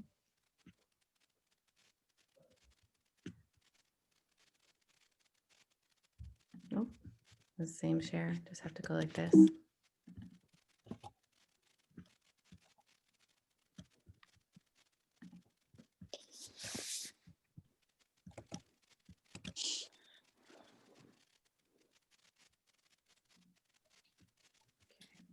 Thank you for your patience.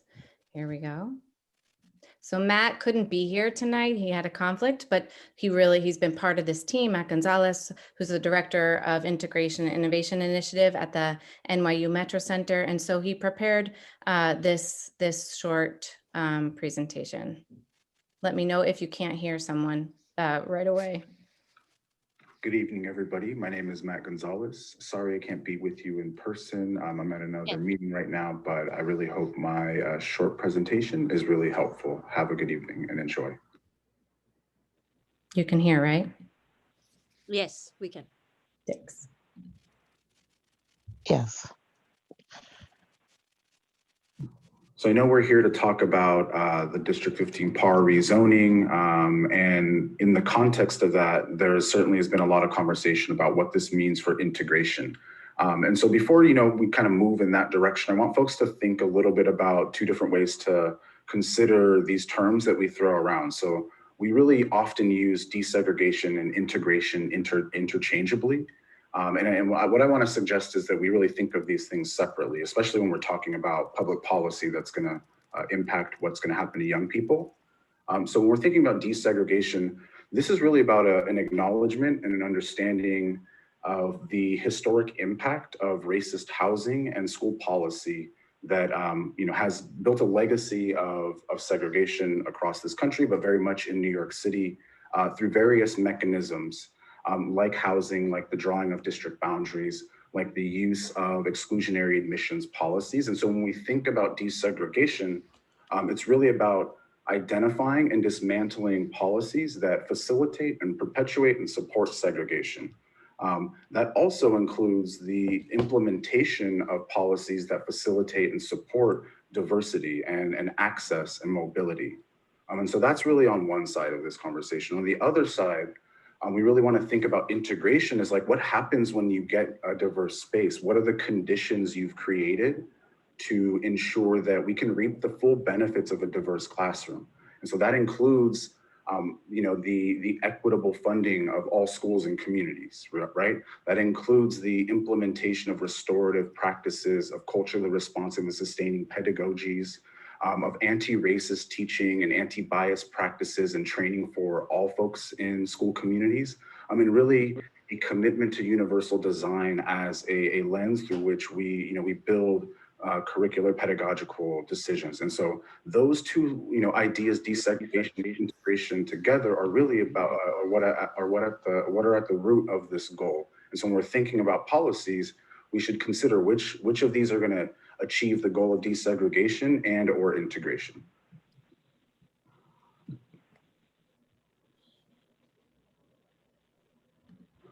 So just some quick examples of what desegregation policies look like. This could include zoning and district boundaries. This could include the elimination of exclusionary admissions practices and policies. This could include the implementation of pro-diversity policies like New York City uses diversity in admissions. Other districts like District 15's middle schools use it at weighted admissions and a lottery to assign students in a more diverse and equitable way. And also, I think we always forget, but the implementation, support, and resources of transportation to ensure that, students have access and mobility across communities and across, district and boundary lines. So just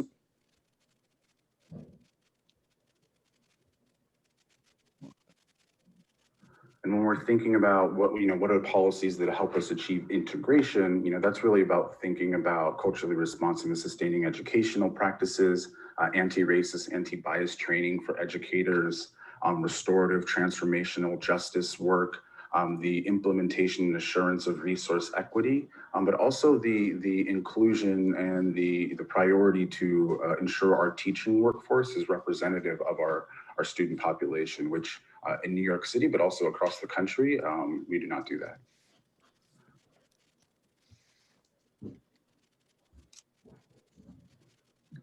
So with all that being said, I'm going to introduce a framework that many of you may be familiar with, but that really, is kind of the lens with which I think about integration and desegregation. And so many of you may have heard of the 5 R's of real integration. This is a policy that was developed by students from Integrate NYC, which is a youth advocacy organization, and has been developed over the past 4 or 5 years, really through young people's voices and their analysis of the various manifestations of segregation. And so they've identified race and enrollment, understanding and looking at equitable enrollment practices. They've also understood resources, the disparities in resources are a function and a manifestation of segregation. And so making resources equitable is a vehicle for driving integration. They've also understood, really talking about, that integration piece is what happens when you get inside of the classroom. And so there's a commitment to building relationships across group identities through the implementation of restorative practices of culturally responsive education. And so their 4th R is thinking about restorative justice and transforming the way that we use discipline and the way that it perpetuates the school to prison pipeline. And that 5th R is really about representation and understanding. And again, that, it's really critical for our young people to have educators that reflect the diversity of our young folks. And so I wanted to really share that this framework, didn't kind of come out of thin air. It really came from the experiences and voices of young people across the city, but also it's very connected to historic Supreme Court litigation around desegregation. And so in 1968, the Supreme Court articulated what are called the green factors, which lay out 5 policy ideas or frameworks that are very similar in scope to what Integrate NYC students have been advocating for. And so they talk about assignment, student assignment, faculty staff assignment, transportation, extracurricular activities, and equality in facilities and resources, right? And so I think it's really valuable for us to understand that this framework and this policy lens with which the students are using really is part of a legacy of desegregation advocacy and change, and really indicates that we still have a lot of work to do. So with all that being said, So with all of that context laid out, I wanted to share a couple of resources for us to think about when we're thinking about this policy. So in 2017, Mayor de Blasio convened the School Diversity Advisory Group. This committee spent 2 years writing 2 reports full of about 80 to 90 recommendations to build a integrated school system. And I think what's critical is that I served on this committee as well as our young people, along with 40 plus other advocates. I mean, what we did was use that framework, the 5 R's of real integration that was designed by students as our policy lens. And so we built policy around each of those 5 R's to ensure that any integration planning that was going to happen in New York City was comprehensive. And again, not just about moving bodies, but moving systems, moving resources, moving power to be centered around communities that have been historically marginalized. And so I encourage you to check out those reports, and I'll drop links in the end of this slide. So with all of that content, so I'm just sharing a screenshot of the Department of Education's website, which will be linked below, that indicates the recommendations that the Department of Education has committed to implementing. And I note this because it's really important for us to understand what the policies that the city has committed to, and then also use those policies to hold them accountable. And so there may be policies laid out in these recommendations that your school may not be implementing, and it's really critical that folks are aware of the various levers to make change within their schools. So thank you very much. So those are some resources from Matt. And I'm gonna go back to our slide.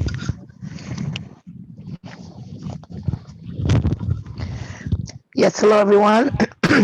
Hi, my name is Esther Fatal. I'm also the president of 676 PTA and a grandmother of a 5th grader in that school.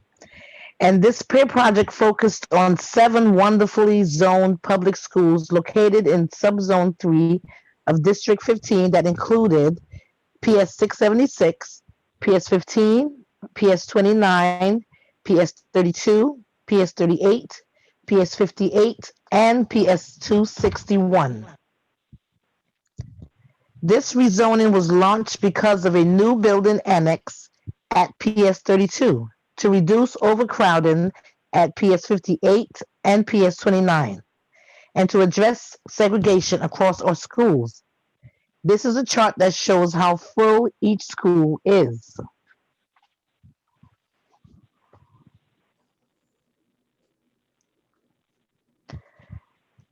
And this is a chart that shows that our schools are segregated by race and socioeconomic status. But right from the start, we had concerns about how and why the rezoning was happening. So to explain more about our concerns, we're going to share a brief clip from 2 other 676 parents who couldn't be here with us tonight, but we talked with them. They prepped earlier and wanted to contribute in this way. So we're going to hear from Jeanette Torres and Crystal Vega. I'm talking about, well, they're going to introduce themselves, and then Crystal's going to talk about her experience and expertise from the PS 676 perspective. So I'll just play these short clips. Hi, my name is Jeanette Torres. I am a proud parent of 2 children at PS 676 Elementary School. I am also part of the PAR team. I am also glad you guys are here today. We need to do something for our children.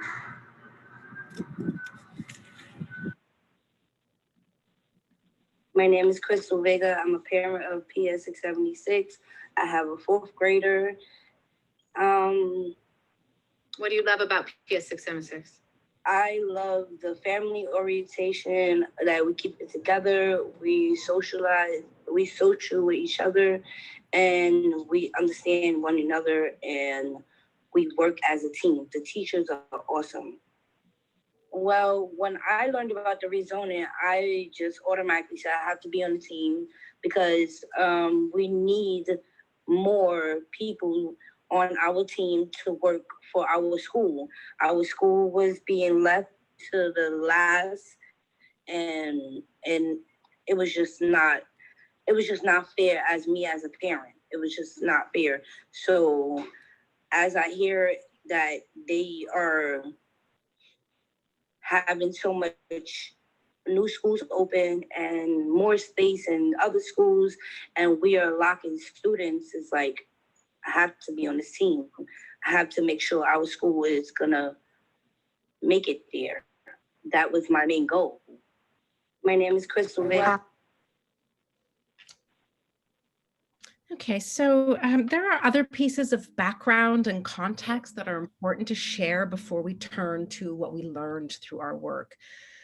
To start, PS 676 has room for more students, and yet, as we heard earlier, felt left out of the first phase of the rezoning. This was a disservice to PS 676 and to the Red Hook community. PS 676, which was formerly PS 227, has been a site of struggle between the DOE and the Red Hook NYCHA community for generations, with decades of neglect. We note that the plan to add more than 400 seats at PS 32, the seed that launched the rezone initially, did not include community input. At the same time, the DOE left PS 676 out of the rezone.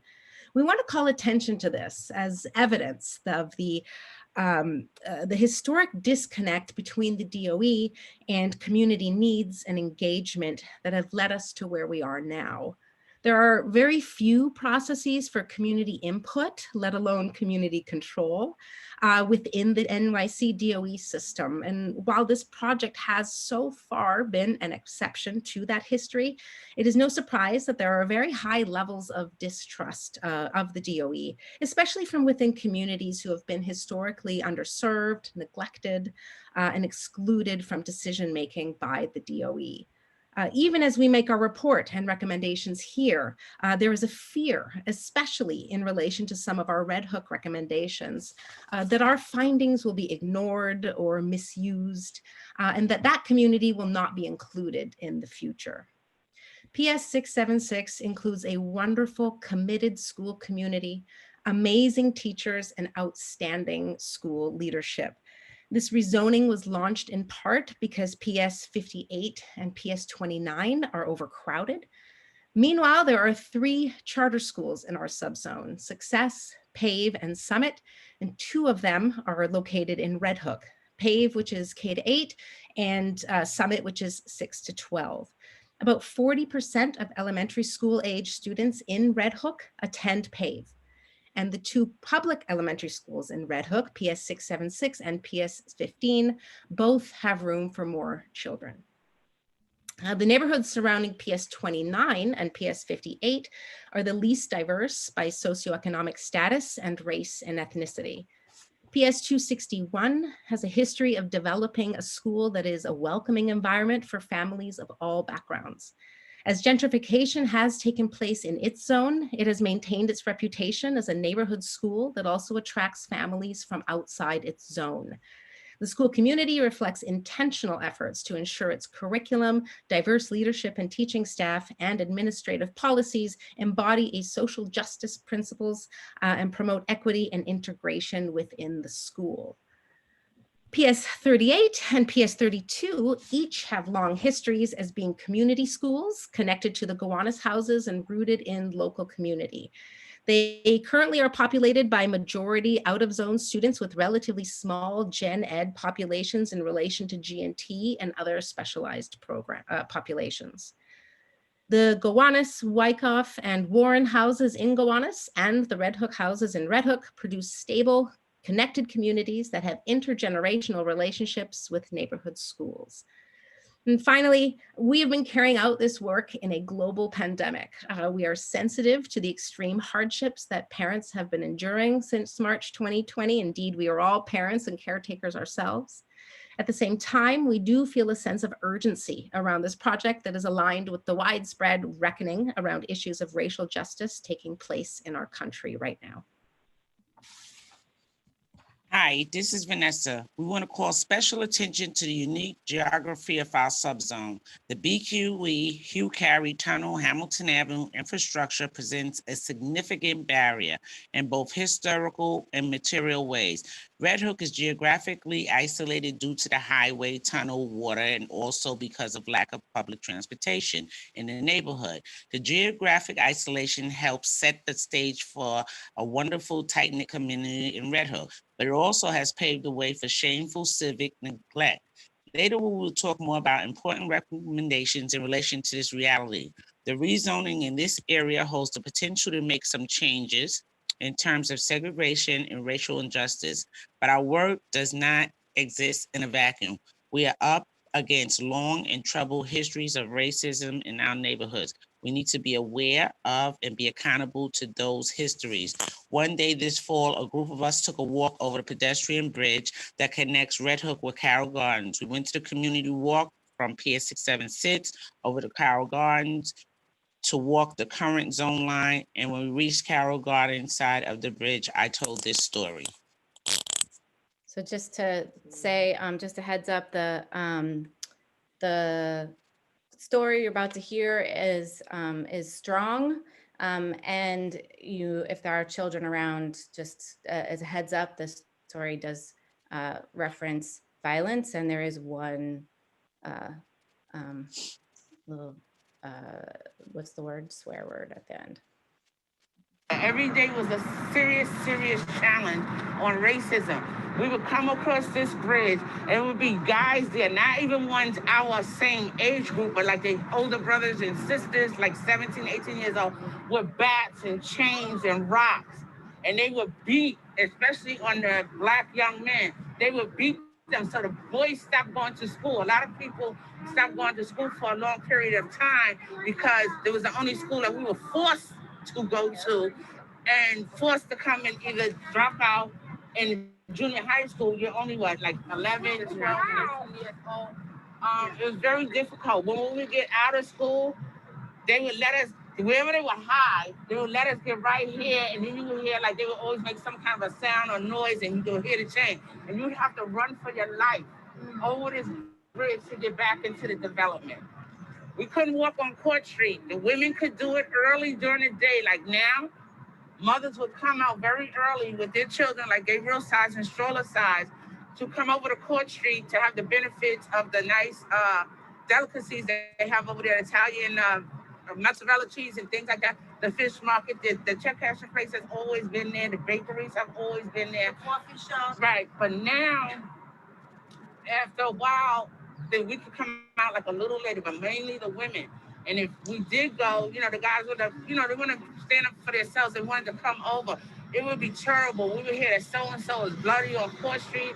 Then you got half the project trying to run all the way over here to rescue them. So this bridge has a very, very, very, very nasty, negative, history. History. And especially not for this side, but for that side. Yes. Can you imagine getting up every morning knowing you may get beat up and just because you're Black? So this bridge for me, I haven't been over this bridge probably since like 73, 74. This is my first time walking back over this bridge. And when I walked over here, Ooh, it gave me really, really, really bad chills and memories. It's not good. It's not good. It was bad. It was bad. And it was older kids that were beating on elementary school kids. And what was so sad was that the police department would not even come here and stand here to make sure the kids were safe going back.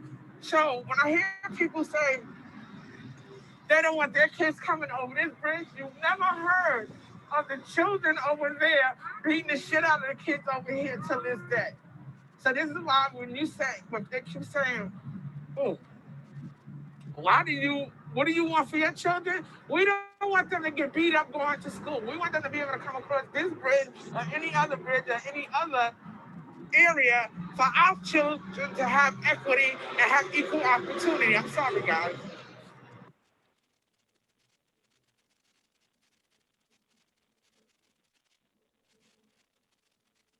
So we thank Vanessa for that story, which was a very spontaneous story that we just happened to have the be recording at the time, and just want to take a moment to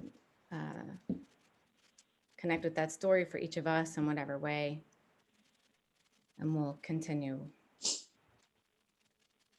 Thank you, Vanessa, for your story. We all appreciate how much Vanessa's story helped us with this work. Our work launched in March, but we were interrupted by the pandemic. We reconvened in early May and began to build knowledge together, share our experiences, gather context, and begin to figure out what we needed to find out from the community how we could want what we need to and how we wanted to go about finding it. We began by conducting community conversations via Zoom and out safely on the streets, one-on-one and in small groups. Later, we used our initial conversations to create a community survey that we launched in late August that helped us to invite participation more broadly. In addition, we were actively engaged in participation in community events, conducted community walks, met with community leaders, academics, policy experts, and a wide range of folks holding various forms of expertise.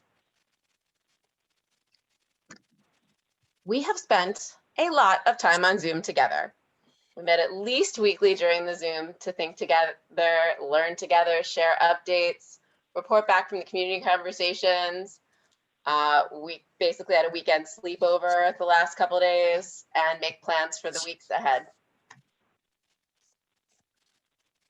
We carried out the work of engaging with our community during a global pandemic and a socially distanced quarantine by handing out flyers to parents at all 7 schools. We talked with community members at food distribution lines in Red Hook and Gowanus on almost a weekly basis. We walked into daycares, childcare centers, community-based organizations, hair salons, and anywhere else that we thought that we could reach more members of our community. We frequented the many playgrounds of our subzone, and we spoke to parents, grandparents, and caregivers who we met. We emailed our school populations. We used Facebook parent groups. We sent flyers home in backpacks. We conducted dozens of Zoom interviews, and we created a website for everyone to learn more. Overall, we conducted 75 in-depth discussions that lasted from between 30 minutes and an hour and a half. The majority of our conversations were with NYCHA community members in Red Hook and Gowanus. And we also conducted interviews with about 30 community members connected to Carroll Gardens, Cobble Hill, and Borum Hill.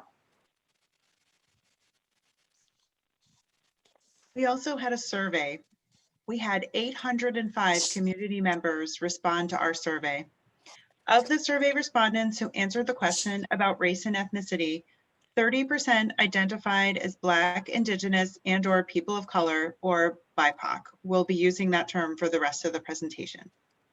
70% of the respondents identified as white. 6 respondents who identified as white with children of color were included in the BIPOC category. Our sample was well distributed by schools, and with the final sample, it reflected about 20% of each school's current enrollment.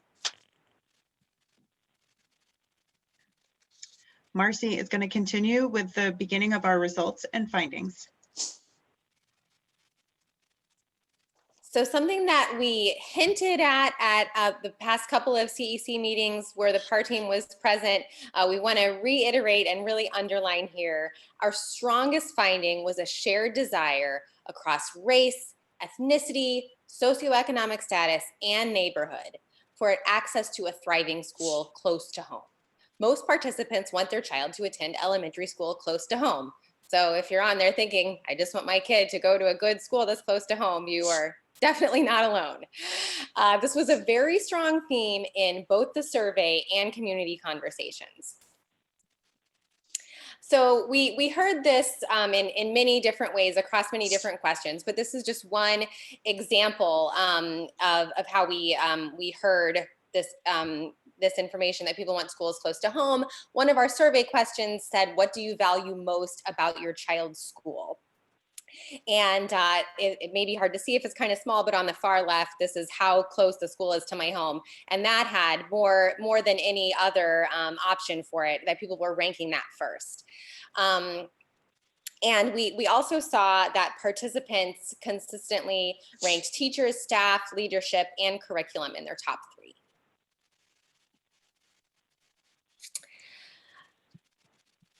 More about access to a thriving school close to home.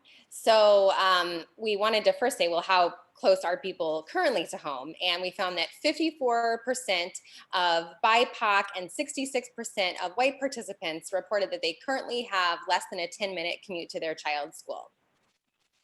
Having access to a school close to home was a consistent theme, as I said before, really across every category, every way you can think about different people, race, ethnicity, socioeconomic status, neighborhood, and some of the reasons that people cited for why this is important to them were safety, connection to the community, commuting challenges, including limited public transit options, especially in some areas of the subzone, economic concerns in relation to commuting, what will this mean for my job, connection to the school, and proximity to extended care networks.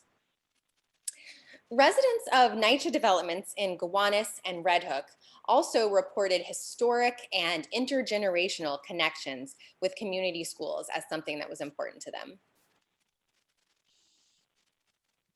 However, it's important to note that more people who identified as white also reported being willing to travel to school a little bit longer. 50.7% of BIPOC survey respondents reported they were willing to travel less than 10 minutes to school rather than longer. And this compared to 36% of white survey respondents who said the same thing. There were also 35% of white survey respondents who reported they were willing to travel 11 to 20 minutes to school. In our analysis of zone and retention data from 2018 to 19, there are students zoned for each school who attend schools across the subzone to some extent, though usually they do not attend a school on the far side of the subzone. In our community conversations, we asked people to tell us what they know about the schools across the subzone. We found that people tend to know more about the schools closest to them and very little about the schools farthest away. Community members tend to feel positively about their own school, and this has reinforced our belief that all of the schools in our subzone are good schools. As the team has discussed some of our challenges, it's clear we do not have ideal transportation options across the subzone, and the grouping of our neighborhoods feels somewhat arbitrary into subzone 3.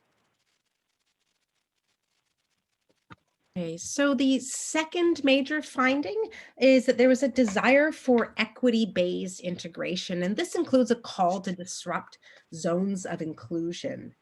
For instance, we heard a strong desire for diverse schools. 88% of survey respondents either agreed or strongly agreed with this statement. It is important to me that my child's school is racially diverse. And this was a finding that was consistent across race and ethnicity. When we asked about the purpose of public schooling, a strong theme was a vision for public school as free, quality, and accessible education for all. And on this slide, you'll find just a couple of the samples of statements that kind of reflect the broader themes that emerged in our research. For instance, one PS32 parent said, when asked again the purpose of public school, to give children of low-income families as good quality education as those who are in districts with higher income or privatized schools, giving all children a great start to their educational life and building a strong sense of who they will be in this world. And a PS15 parent who was zoned for 29 said to provide high quality, equitable education that emphasizes cultural awareness and sensitivity and a responsibility towards our communities. Should also note that families in the Gowanus, Wyckoff, and Warren houses reported attending their zone school and outside of their zone, especially between PS38, 32, and 261. They reported a desire to maintain access to these schools, again, 38, 32, and 261, with attention paid to issues of integration and equity within the schools. We did not find that BIPOC community members from Red Hook express a consistent desire to attend PS38 or PS29. However, I should add that all community members did express a desire for all schools to be accessible to all children.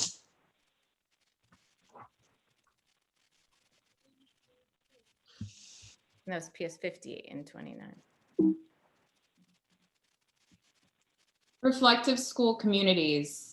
So one major theme that emerged was that community members who identified as BIPOC and some white community members expressed the importance for them that their children attend schools that are reflective of the surrounding communities. In other words, we heard a desire for transformation towards equity-based integration, which would leave room for community schools that are majority children of color, living in community together, attending a thriving and popular school. One PS32 parent said, "My daughters are Black, and it's important to me that they have the opportunity to learn with a critical mass of other Black children."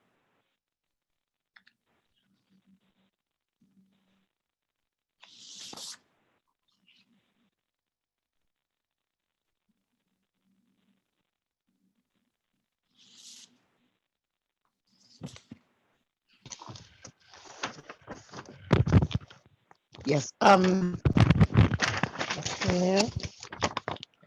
First, we want to emphasize that our community conversations, as we heard Red Hook families express a strong desire for PS 676 to thrive, and a call for support for PS 676 from the DOE and the border community, even those not currently connected.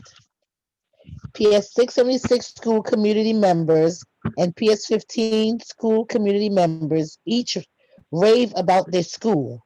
Both schools have a long history in the neighborhood with many community members, students, families, and staff having a relationship to Red Hook schools across generations. People express concerns about transportation out of and into Red Hook. Red Hook families said they wanted to have access to thriving, popular schools within the neighborhood. Families outside of Red Hook expressed concern in relation to transportation challenges, getting into and out of Red Hook on the way to work, or example. Vanessa? Finding number 4, elementary schools as community-based sites of place-based community building. An important theme that emerges was about ways elementary schools especially are connected to local community. Participants also talked about their family's experience of schooling in relation to community. They discussed about elementary education and schooling as community building and about the importance of elementary schools as connected and accountable to local community. This connection to community, especially in diverse areas, provides important opportunities for learning and engagement for students, families, and school staff in relation to the range of lived experiences that touch the school. It also reveals the ways that schools and educational policy and practices intersect with other public policy areas and justice issues. Guiding principle questions. That's what we found. And before we turn to our recommendations, we want to share the guiding principles and questions that we asked ourselves as we thought about how our findings fit into recommendations. So how does the proposed change increase educational equity within and across schools and support all schools to thrive? How is the proposed change accountable to the BIPOC community and their children? In what ways does the proposed change support each school to be accountable to building equity-based integration in the neighborhood and zone in which they're located, in the subzone, and even the district? Some important considerations before we begin our recommendations. We see rezoning as only one lever, and it should be considered a start of a comprehensive effort to increase equity and integration between and within schools. We use the term integration in line with the 5 R's discussed by Matt Gonzalez earlier, as put forward by Integrate NYC and the School Diversity Advisory Group. These include race and enrollment, but also resources, relationships, restorative justice, and representation. Lastly, we recognize that rezoning is within the purview of the DOE Office of District Planning, the CEC, and District 15. However, our recommendations call for public policy to be responsive to and reflective of how community members experience their daily lives. The work of integrating schools in terms of making school populations more racially and ethnically diverse should not rely on people of color doing the majority of traveling outside of their home neighborhoods. And when traveling is necessary for any population, then all city agencies need to respond. So in order to achieve our recommendations, we believe that the DOT, the MTA, and various DOE offices outside of the district planning office are accountable to our recommendations.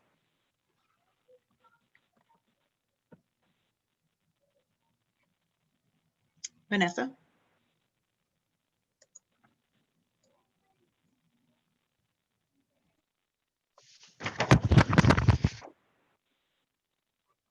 Hello. Oh, sorry. Here are our initial recommendations. PS 676 should be centered in any rezoning.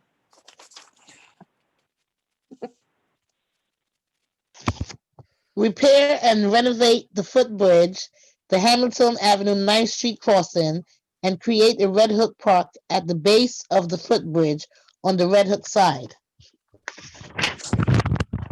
We should cheaper after each one.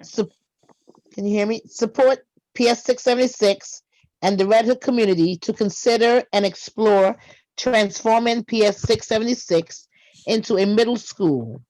Any transformation plan should be gradual, collaborative, and community and all related decision makers, and include support for current staff at 676. We have some questions to explore with Red Hook and PS 676 and questions for the CEC and for the DOE that we would like pursue before expanding on this recommendation. If PS 676 stays as an elementary school, then we recommend that the DOE support increased enrollment at the school, and that there is significant and concerted effort from the DOE to support the school to attract students from Red Hook and surrounding neighborhoods. We recommend a process that could include identifying community partners and community resources to partner with the school. Natasha? Thanks, Esther. So one of the core visions for the D15 PAR project work has been to support enrollment of schools across the sub-district that are often underutilized. So PS 38, 32, 15, and 676, as well as increase access to schools in our sub-district for our historically marginalized students. So particularly for PS 29, 32, 38, 58, and 261. And so to achieve this goal, we recommend two things. First, implement a plan for all schools residing in the sub-district that gives priority to students eligible for free and reduced price lunch, multi-language learners, students in temporary housing, NYCHA residents, and students with disabilities. And second, enhance equity and access for other District 15 families who live outside of the sub-district and meet priority criteria if there are seats still available. If PS 676 transforms into a middle school, ensure that families currently zoned for PS 676 have access to PS 15. We also recommend establishing an equity council to address inequity more comprehensively. We recognize that this can't just be about moving bodies around, and it can't just be about changing the enrollment rules. So this equity council would include members from parents, students, educators, and a DOE representative, as well as support from community-based organizations to establish an ongoing commitment to equity and integration as per the recommendations made throughout this PAR process. This would include a critical consideration of school budgets and fiscal equity, including the relationship between PTA funds, educational equity, and an exploration of potential partnerships and solidarities across schools that could disrupt inequity. Given its central and pivotal location, we would like to invite Brooklyn New School to join in this local work and think through its current enrollment and admissions practices in relationship with local communities, especially Red Hook and Gowanus NYCHA developments. We would resource each school to develop a plan of action for school-based racial justice and equity work to ensure each school is prepared for a diverse learning community. Support all schools in outreach efforts to increase awareness for priority eligible out-of-zone students. And we could do this by establishing a family resource center to carry out this work.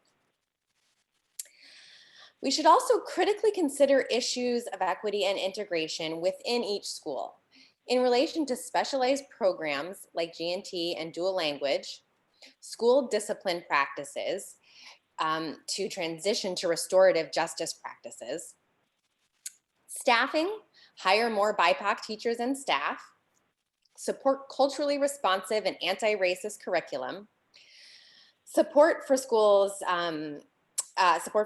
ELA work that would be rated and reviewed by a BIPOC panel before implementation. And do the same with social studies work. Special education policies and practice that are equity minded. And we should interrogate issues of inequity in relation to any admission screens and in relation to testing.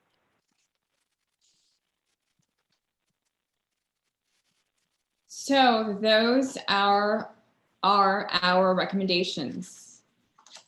And it's important for all of us to keep in mind that our recommendations call for change. We hope that change will happen. And we hope that we can all come together, excited to be part of that change.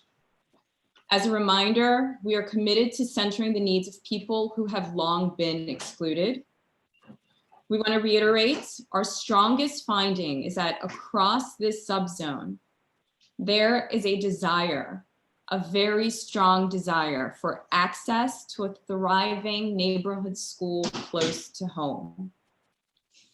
Now, as to the how of meeting these recommendations, we recommend that the DOE prioritize a percentage of seats at each school for students who qualify for free and reduced lunch, students who are multi-language learners, students in temporary housing and NYCHA residents, and students with disabilities, and that these seats are given first priority in the admissions process, followed by a defined geographic priority.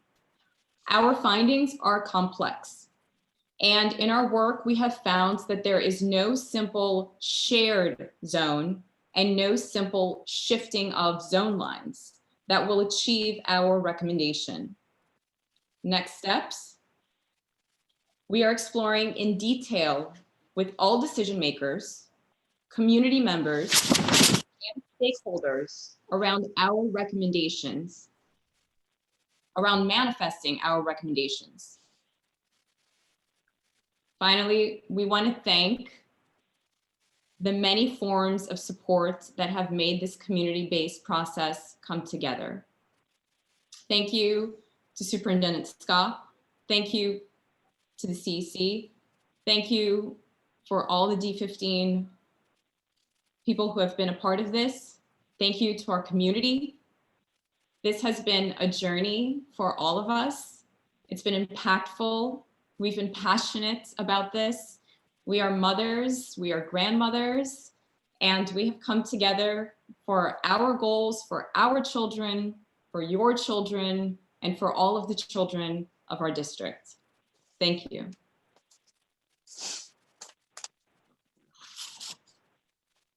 Thank you. Thank you, PAR team. Thank you. And we have really been supported by a lot of people. Here are some of them on this slide, but I know some of you are here tonight who've been supporting us in lots of ways. So thank you, New York Appleseed, and thank you, Red Hook Initiative, and thank you to all the ways, all the folks who've really been supporting us through as we're still in process. So these were our initial findings, and we'll turn it over to Max.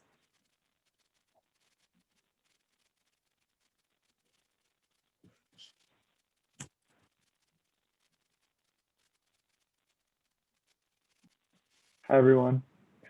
I'm actually going to kick it over to Camille or Katia around some potential time for question and answers, and just want to thank the PAR team for their absolutely exceptional presentation and all their hard work.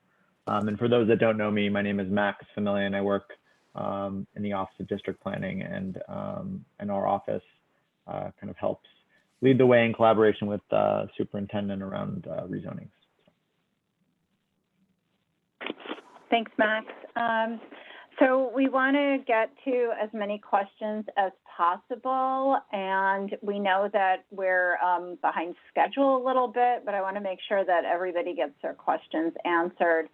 So probably at this point, the best way would be for everybody to just write any questions that they have in the chat. And then Katia, would you just please, read them out as we go? Does that make sense?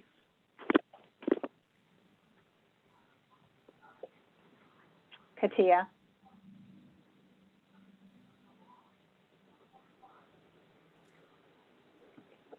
Katia, are you having a problem with your volume again?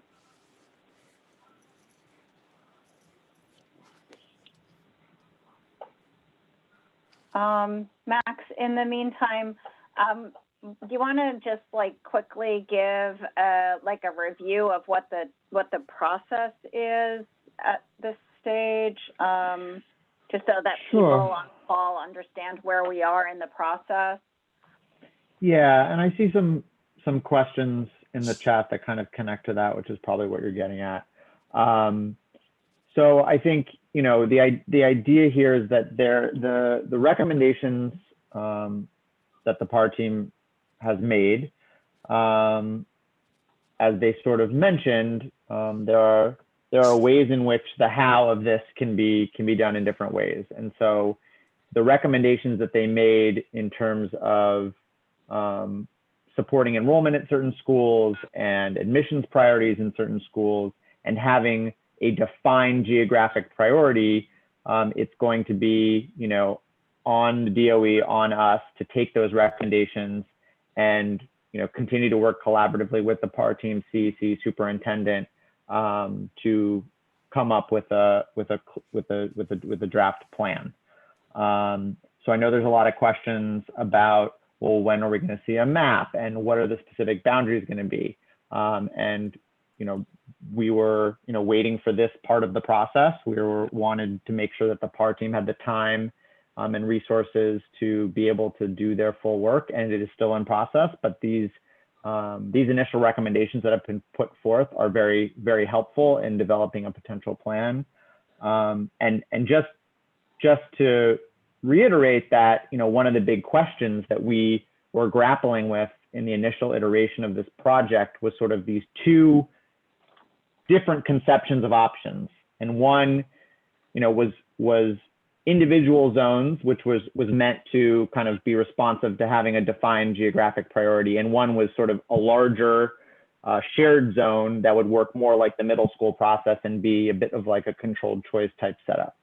And so, you know, I don't want to speak for the PAR team, and Maddie or anyone from the PAR team feel free to follow up this point, but I think that one of the big findings is that in one way or another, there's a desire to have defined geographic priority. And so that's an important finding, and one that, you know, we will use to think through a plan that is responsive to recommendations that have been made.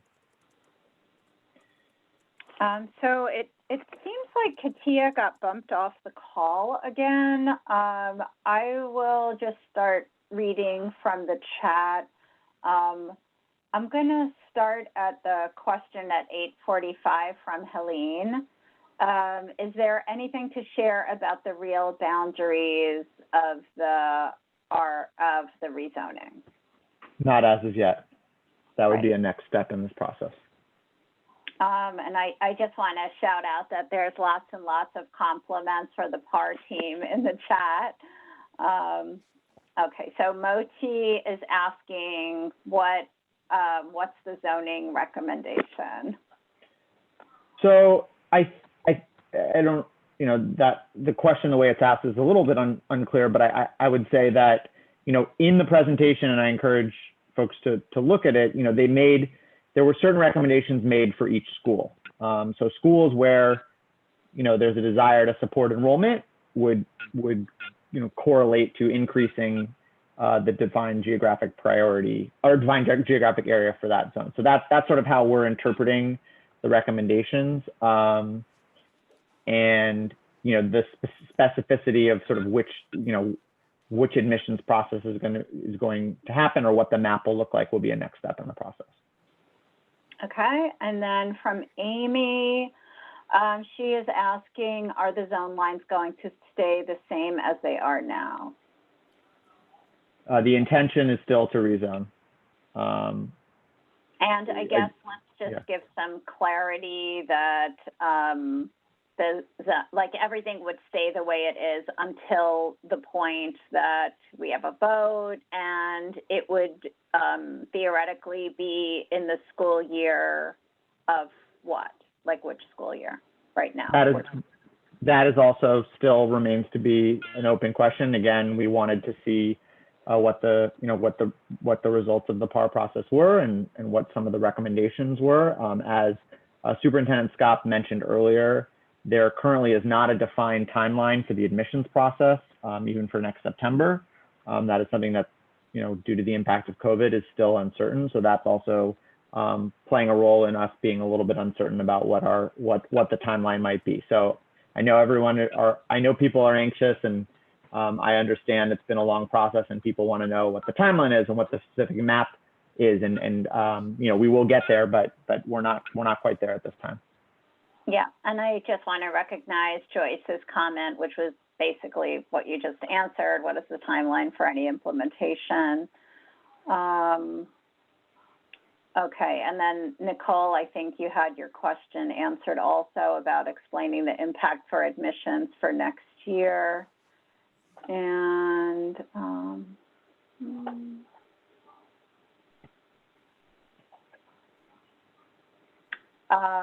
and then Christina was saying this was a thoughtful presentation and correctly identified many issues with equity and segregation in our schools, but it doesn't seem you directly answered the zoning question. Will there be a rezoning?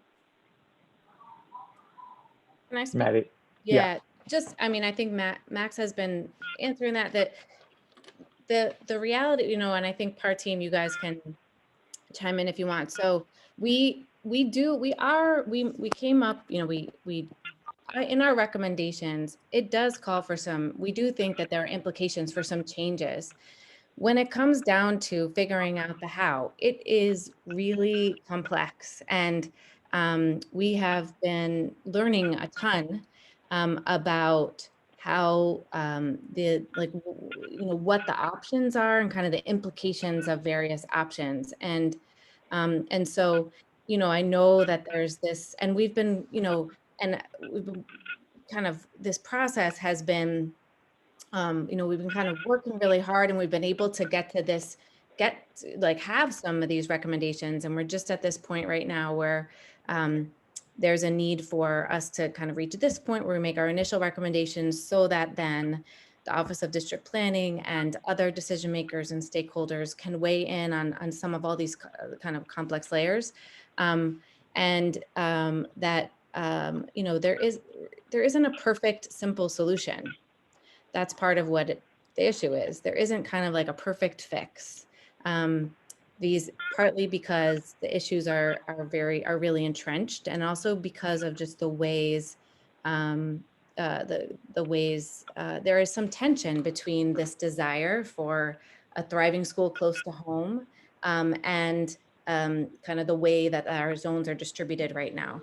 So it's a tough puzzle, and we're deeply engaged in it, and we are parents too. So we're all connected to these elementary schools and are very aware of how challenging it is, especially in this moment, to have anything up in the air. Like, it's almost traumatic, right? We've all just been through it again and again. So we're just to say that we're sharing initial findings, and in order to be able to have a more detailed kind of a plan being put forward, that we needed to do this part publicly first to then be able to move forward. If other people agree with what I just said, who are part of the project. Could I just chime in and say something? So, you know, the PAR team has been living and breathing this, but for many of you, where we last left off was option 1 and option 2. So if you can go back in your memory, you know, one of the options that was proposed at the outset of this was doing a completely shared zone across the entire subzone, in which people would not have priority access to any school based on where they live.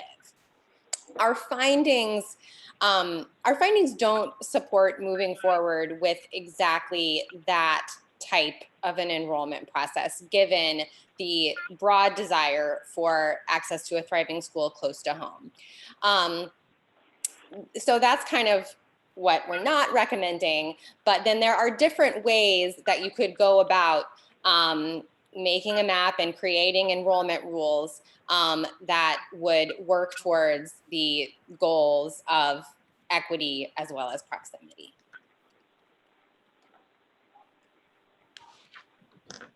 I hope that provides some level of clarity. Thank you. Claudia is going to be taking over the question. Thanks, Camille. And just for transparency, I'm picking up, I think we've covered the questions up until Milton said he addressed at 8:48. The question was, would the priority for students with disabilities be accompanied by funding for staffing and training, such as special ed teachers, training for gen ed teachers, or services like OT/PT speech, to make it truly equitable for all students and their ability to access their education? Yeah, I wanted to tie it in because a few down, just to keep it in the same theme, that there was Lydia had asked at 8:52, there had been sort of cases of pilot programs at the 3 unzoned schools, so Children's School, Brooklyn New School, and PS33, and whether that could be tied into knowledge around this, if the PAR team had been able to get feedback around those schools for that specifically. For the Great, I can answer those. So thank you for those questions. And the question about resources for students with disabilities, but also connected to other pieces of our recommendations is a really important question. So it's great. We know that in order to make real our recommendations, it will require resources. And that is, I think that one of our work is to make these recommendations. And then I think your question is great. And we should sort of, that should be a question that after this evening sits with the district and the DOE to think about how can we live up to these recommendations? So we are calling for resources, and we agree with your question there to ask that more specifically. Okay, so what will the resources be? And then in terms of raising up the examples of those at PS 133 and Children's School, yes, we have been, especially in terms of PS 133, we've been, New York Appleseed has been really helpful, and they were kind of instrumental in crafting the plan for PS 133, and we have met with them extensively and been able to really benefit from their experience and their expertise. We're building with some of their ideas, and there's ways also that we're also kind of trying to, with their advice and support, kind of move forward from some of the ways that it was carried out in the past. And then we also we found it really helpful to talk with community members from school districts that have gone through somewhat similar, kind of grappled with some similar issues in other districts. So we've met with folks from District 3 and District 1, and those have been really helpful as well. Thank you, Maddie. I wanted to give Superintendent Scott just a moment. She wanted to make an announcement. Oh, you're muted. I'm sorry. I just wanted to tell you really quickly, I had said we were waiting for information from the Situation Room as to the closing of PS 29. And we were informed at 8 o'clock that they are in fact closing until after Thanksgiving. Thank you. That was brought up by someone. I'm losing the name at the moment in the chat as well. So thanks for that final update. Camille, do we want to ask for an extension on time? I think we're filled up on our time right now, but I think there's a good amount of questions that we could maybe allot 10 more minutes or 15. What would be appropriate? I guess did any of the CEC members have questions or comments for the chat? If you have a question, please drop it in the chat so that we can just figure out if we need to go a lot over or not, or I just want to be respectful of everybody's time on the call. There's a comment that Mark had made, and I think a few people have chimed in as well, about incorporating help or plans with the DOT about the bridge, the footbridge. And there were a couple comments based on coordinating with DOT, increased transportation overall within Red Hook. And then Priscilla, I don't know if you want to expand on this or if someone knows, a bridge project is already in progress, presented and approved last year to Cuomo with support from Felix Ortiz by students at PS7. Yeah, if I can just say, this is really helpful, and Principal Figueroa, thank you for sharing that information. We had actually started digging into this and weren't aware of that. So I think what we're going to try to do as a next step is follow up with the different folks on this chat who seem to have some more specific knowledge about what's been done, and work with Ortiz's office and try to figure out what the status is. And then once we have all of that information, then I think we'll be in a better position to be able to advocate and respond. So we'll definitely take the lead on that. Okay. That's helpful. I think, yeah, Antonia had mentioned there's allegedly money allocated to that. So I think it'd be great to follow up on that.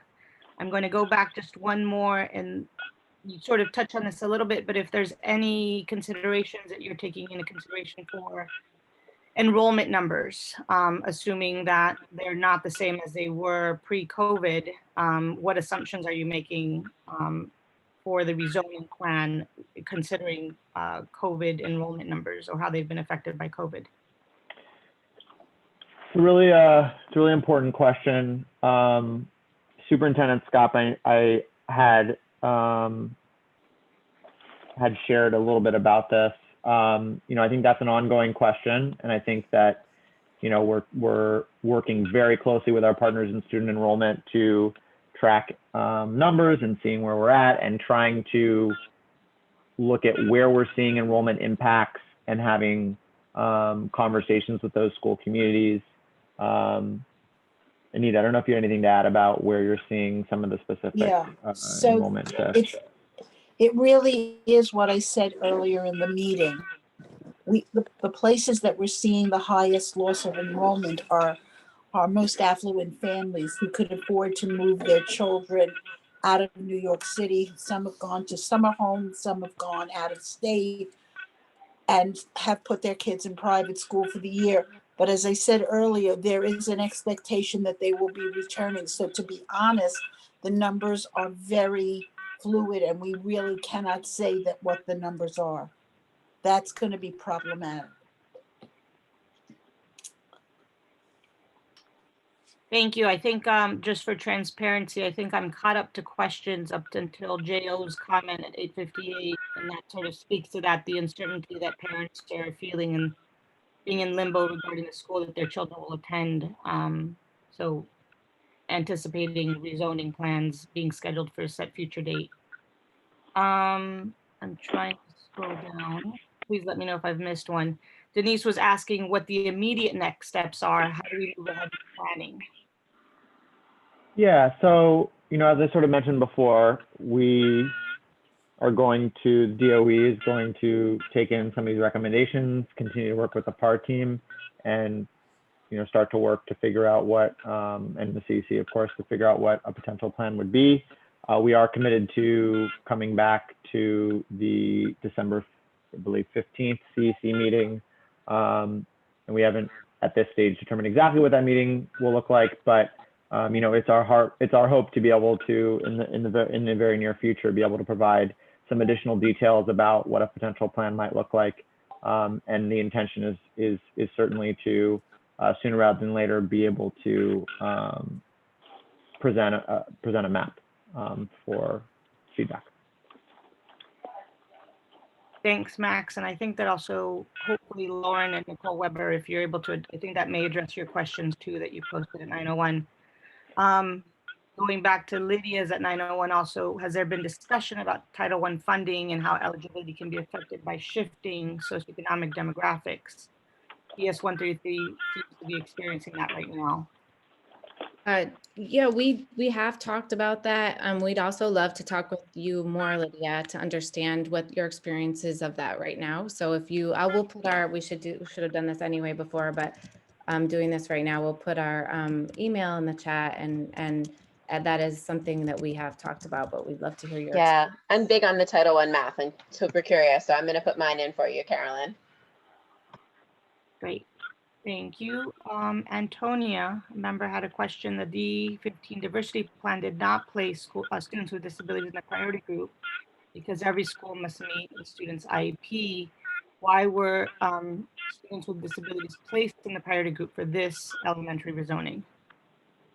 So again, this is our initial findings. We're aware that middle school didn't put it in. We are really open to talking more and learning more about implications. We included it because it was feedback that we heard from some enough participants that we wanted to be accountable to that feedback, but we're interested in understanding more about the implications of that. We think there might be some more to understand about the differences in thinking about middle school and elementary school, and just understanding more about that. And why in the middle school process they decided not to put that in. So we're interested in talking more about that piece. Thank you. Camille, I see that you closed the chat for questions. I think we got through to everybody's. I had sort of looped back to JOs at 8:59, and there's information from Carolyn and Max on emails. Thank you for including your emails for further contact on the process and just to connect with you guys. Camille, I can pass it back to you. Hi, everyone. No, I just dropped the Chancellor's Regulations, A185, in the chat so that people could read and understand how the zoning process works a little bit more clearly at that policy level. There's also a comment in the chat that was sent to me privately about the previous middle school that was located in back in the day when it was the PS 27 building. So just they're asking if the PAR team knows about the history of the schools that were in the building. Oh yeah. Yes, we do. And I mean, folks are here on the call, but that we have we're we talked a lot of, we're part of our team, and then part of the whole process was talking to people who went, attended those schools, worked at the school at the different iterations, that existed within that building over the years.